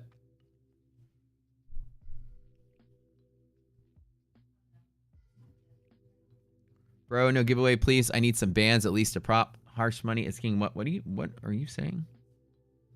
Another day, another dollar. Trade book day.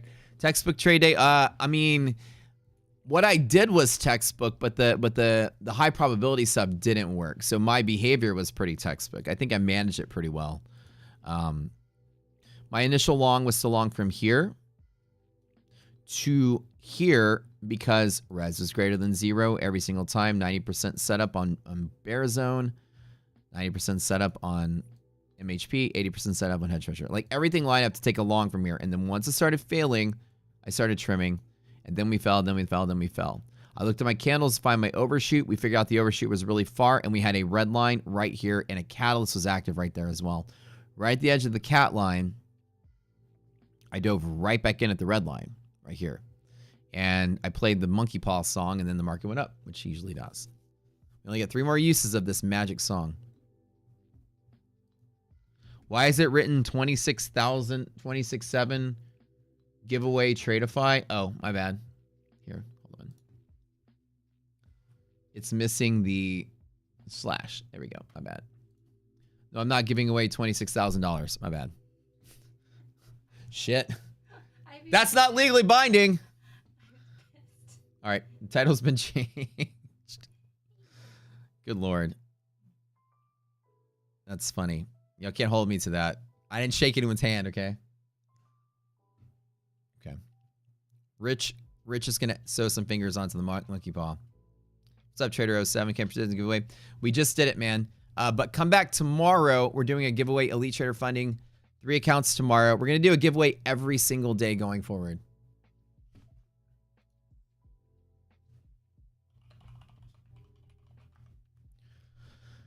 I've got a meeting with My Funded Futures today to try to get some giveaway accounts from them so we can do giveaways as well. So my goal here is to do a giveaway every single day, which I think we'll be able to do. So y'all come here every single day. Did you win tomorrow? Yeah, you did. So basically today, it's a really strong setup, and the market, as y'all see, was trying to fight there. We all watched it all day, right? We're excited to see it. And this just happens. You know, the market's trying to hold that liquidity pocket with all that hedging to go with it. But then we just sold off and fell. And of course, when that does happen, it's just part of the game. Nasdaq started falling here. Now, the problem was that we had, within 100 points away, another strong pivot on Nasdaq. So what I did was I took the 2 that I had, and then I trimmed out to 1. And then I held the 1 as it fell. And that's what I did to stay in the trade. I added right back here at the bottom. Okay, Jordan, I got your friend request just now. Hey, okay. So message. Mention Slacks.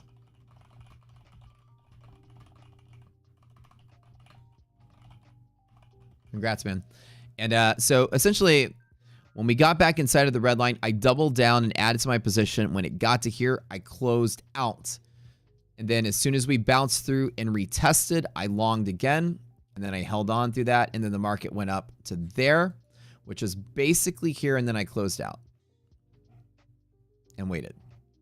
Then we fell right back to DD band, and one more time I took it, and I got that little spike on the retrace. Then I closed out. That's why that was there. And then I haven't done anything since. And the market's been crazy. So yeah, this was some masterful level, textbook level management, but the trades didn't play out like I wanted them to. So at least you guys got to see what happens when my plan doesn't happen. Do you guys like this when it's like this? I know it's fun to watch me like win and you know, whatever. And everyone likes that, but you think you get something out of it when you watch what I do when the market's kind of going crazy and it goes against me a little bit easier. I think better to learn from that. The giveaway, just be here tomorrow, Trader07. Come here in the morning in the stream. We'll give you more news and information about it.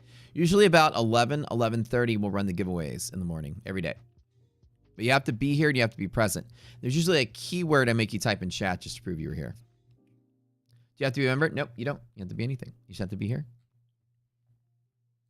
And use our code.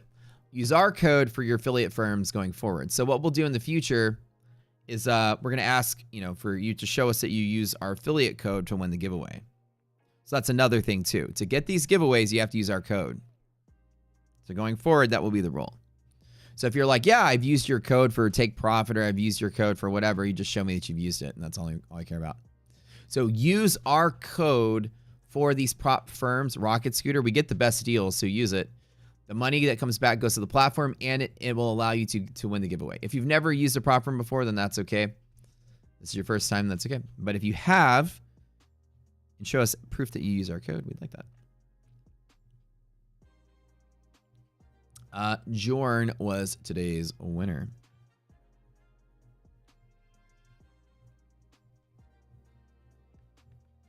And then this month, we're gonna probably do our big giveaway where we're gonna give out lifetime memberships. We've been talking about this one for a while. The bot's posting about it. We haven't done it yet. We've been waiting to get enough people entered into this thing so we can start giving away lifetime memberships. If you buy at least $500 worth of evals from any prop firm partner of ours, then we'll enter you into the lifetime giveaway to get lifetime Rocket Scooter as a prize.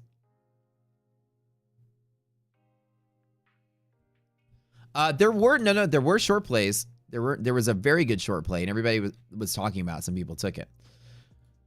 Anytime you break through MHP and tap it on the other side, it's always a short play if MRES is less than 0, which it is. We have a flash card with that trade on it. I just didn't take it because I usually choose to wait to see if I get the bull breaks. That is a textbook short play, and I'm sure a lot of you guys took it. Who took the MHP short today? Did y'all do it? That's a great short setup. It's a very high probable short setup. It's one of our strongest pivot short setups. If you look at our cheat sheet here,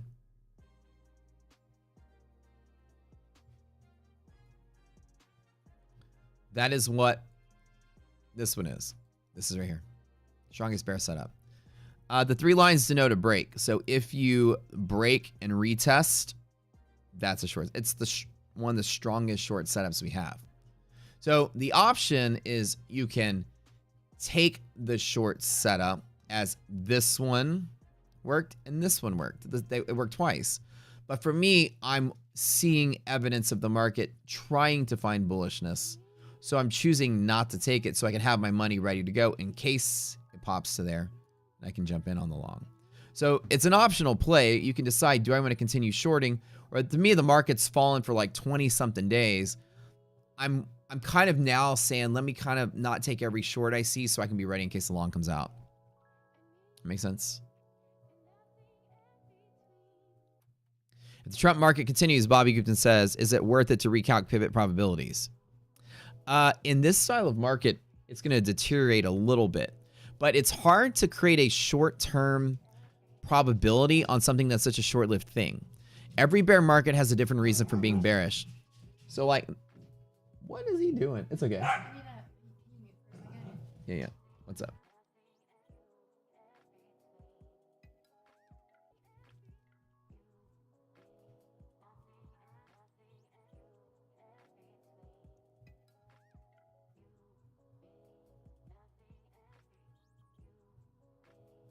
What is going on here? Yeah, the stream just literally cut out on its own. That's so weird.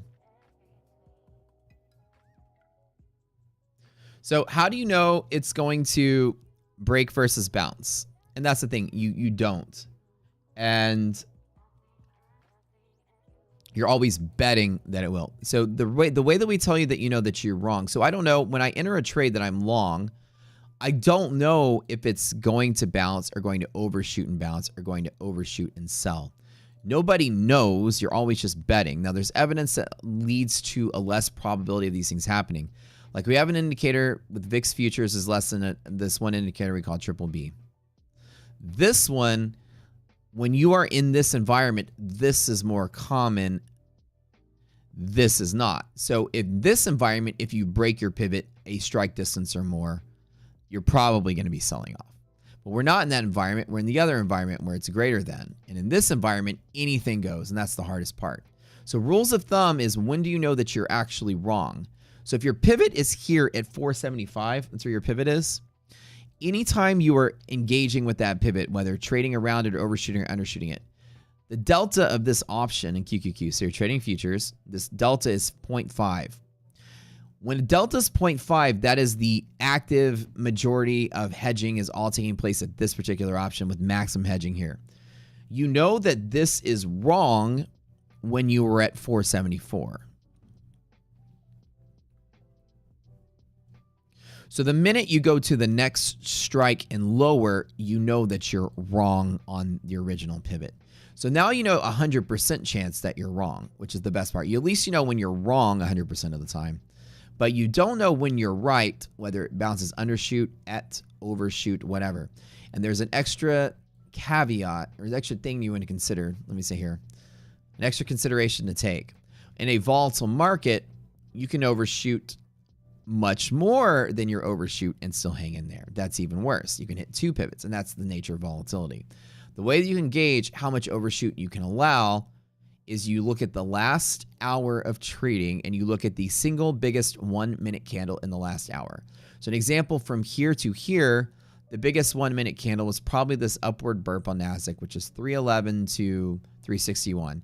It's a good gauge to tell me 50 points of overshoot is about how much I can expect. So say that I want to buy at 475. Market goes here and then comes back to there, and then I want a long. I know that on average I'm getting about 50 points per minute, and I'm allowed to be my overshoot. So now I have to know if the NASDAQ falls through my pivot 50 points, it can still be about what it's going to do. It'd be weird for big candles to become bigger over the course of the minute. And usually a minute gives me enough time to react. So the minute is a good gauge at understanding your range. So I'll wait, and then within the minute, if it falls 50 points within that minute, I'll long one more time to account for that overshoot. So I'll get in small at the pivot and then bigger around it, and then stop literally right here just to bet that this was volatility and I get my cost basis below my actual pivot I wanted to be in on. You never know. If you knew, you'd never lose a trade. Trading is always betting and then accommodating for different things. In volatile markets, we're accommodating for different things. And you guys watch me do that same exact thing today. I longed right here and longed again right there. Y'all saw that. I allowed for some overshoot. We had another pivot nearby, so I split my normal 5-contract long I would take into just 2. I only did 2. Irrational market, I traded small and I split it up. Would you flip the position and chase the opposite direction when you know you're wrong? Yes, but here's how you do that. Anytime you break through something you're not supposed to break, like imagine that I'm shorting this market and all of a sudden it breaks through here. I never close my position and flip there. A bull break almost always, or a bear break will retest the pivot that it broke. This is just, it's a liquid spot. Liquidity tests always happen. So the liquidity that was holding it up, you fail, you return to it, then you short. So usually what I'll do is, let's say as an example that I was trying to long right here. Long right here. It goes up, it comes down, and I'm wrong. We have 475, 474. Okay, I'm wrong. And then look, instead of chasing the short here and being upside down again, I will only take the short if it returns to there, which it did, and then short off of the pivot that I broke. Now, you guys might have studied chart patterns, and as dumb as I think chart patterns can be, this is classically what people have called head and shoulders. And whether you have dandruff shampoo or not, I think it's the stupidest, dumbest name, but there's some reason why that pattern does exist. You have a level, and the market is testing a level and rejecting a level, and then it's breaking through a level.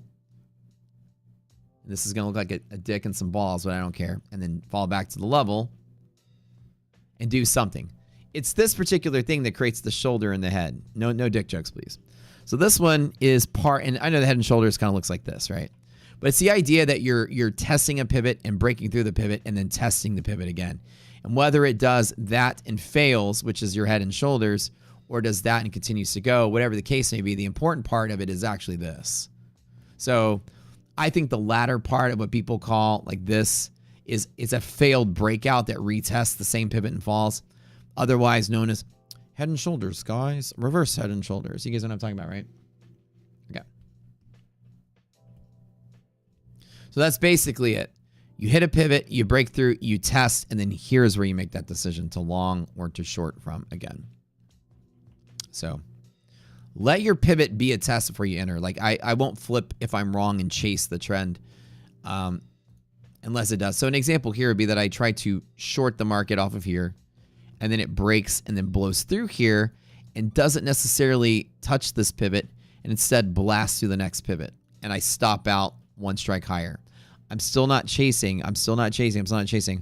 I'm waiting for it to hit a support pivot like a bull's-eye bottom and then taking the long again. So I'll X here, let it go, long here, then get in every time, or I'll miss the trade. Hopefully that makes a lot of sense. Okay. All right, y'all. Great day today. Kind of a tough day today, but managed through it.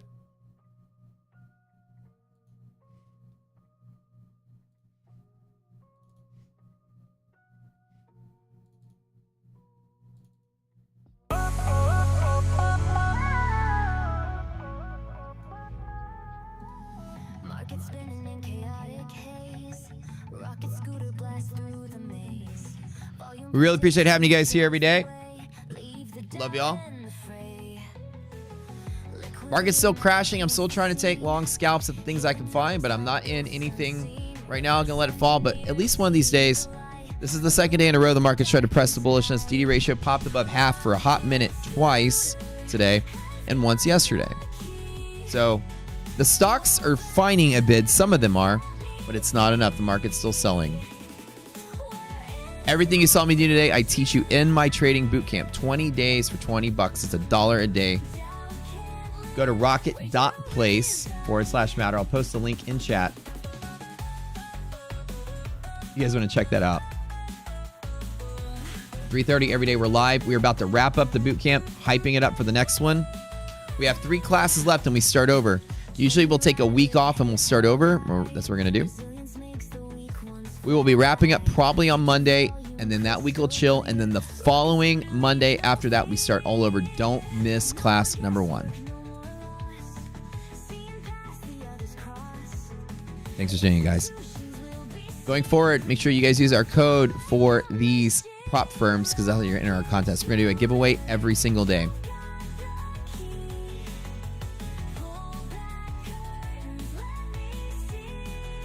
Code Rocket Scooter, all your best prop deals.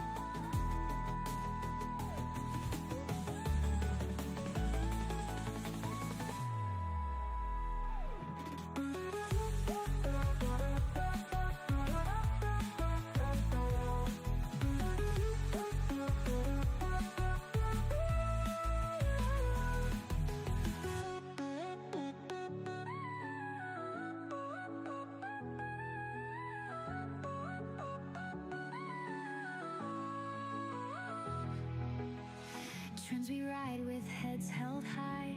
Resilience makes the weak ones fly. Future volume crystal clear. Rocket scooter leads no fear. No more guesswork, no more loss. loss, seeing paths the others cross. Institutions will be seen,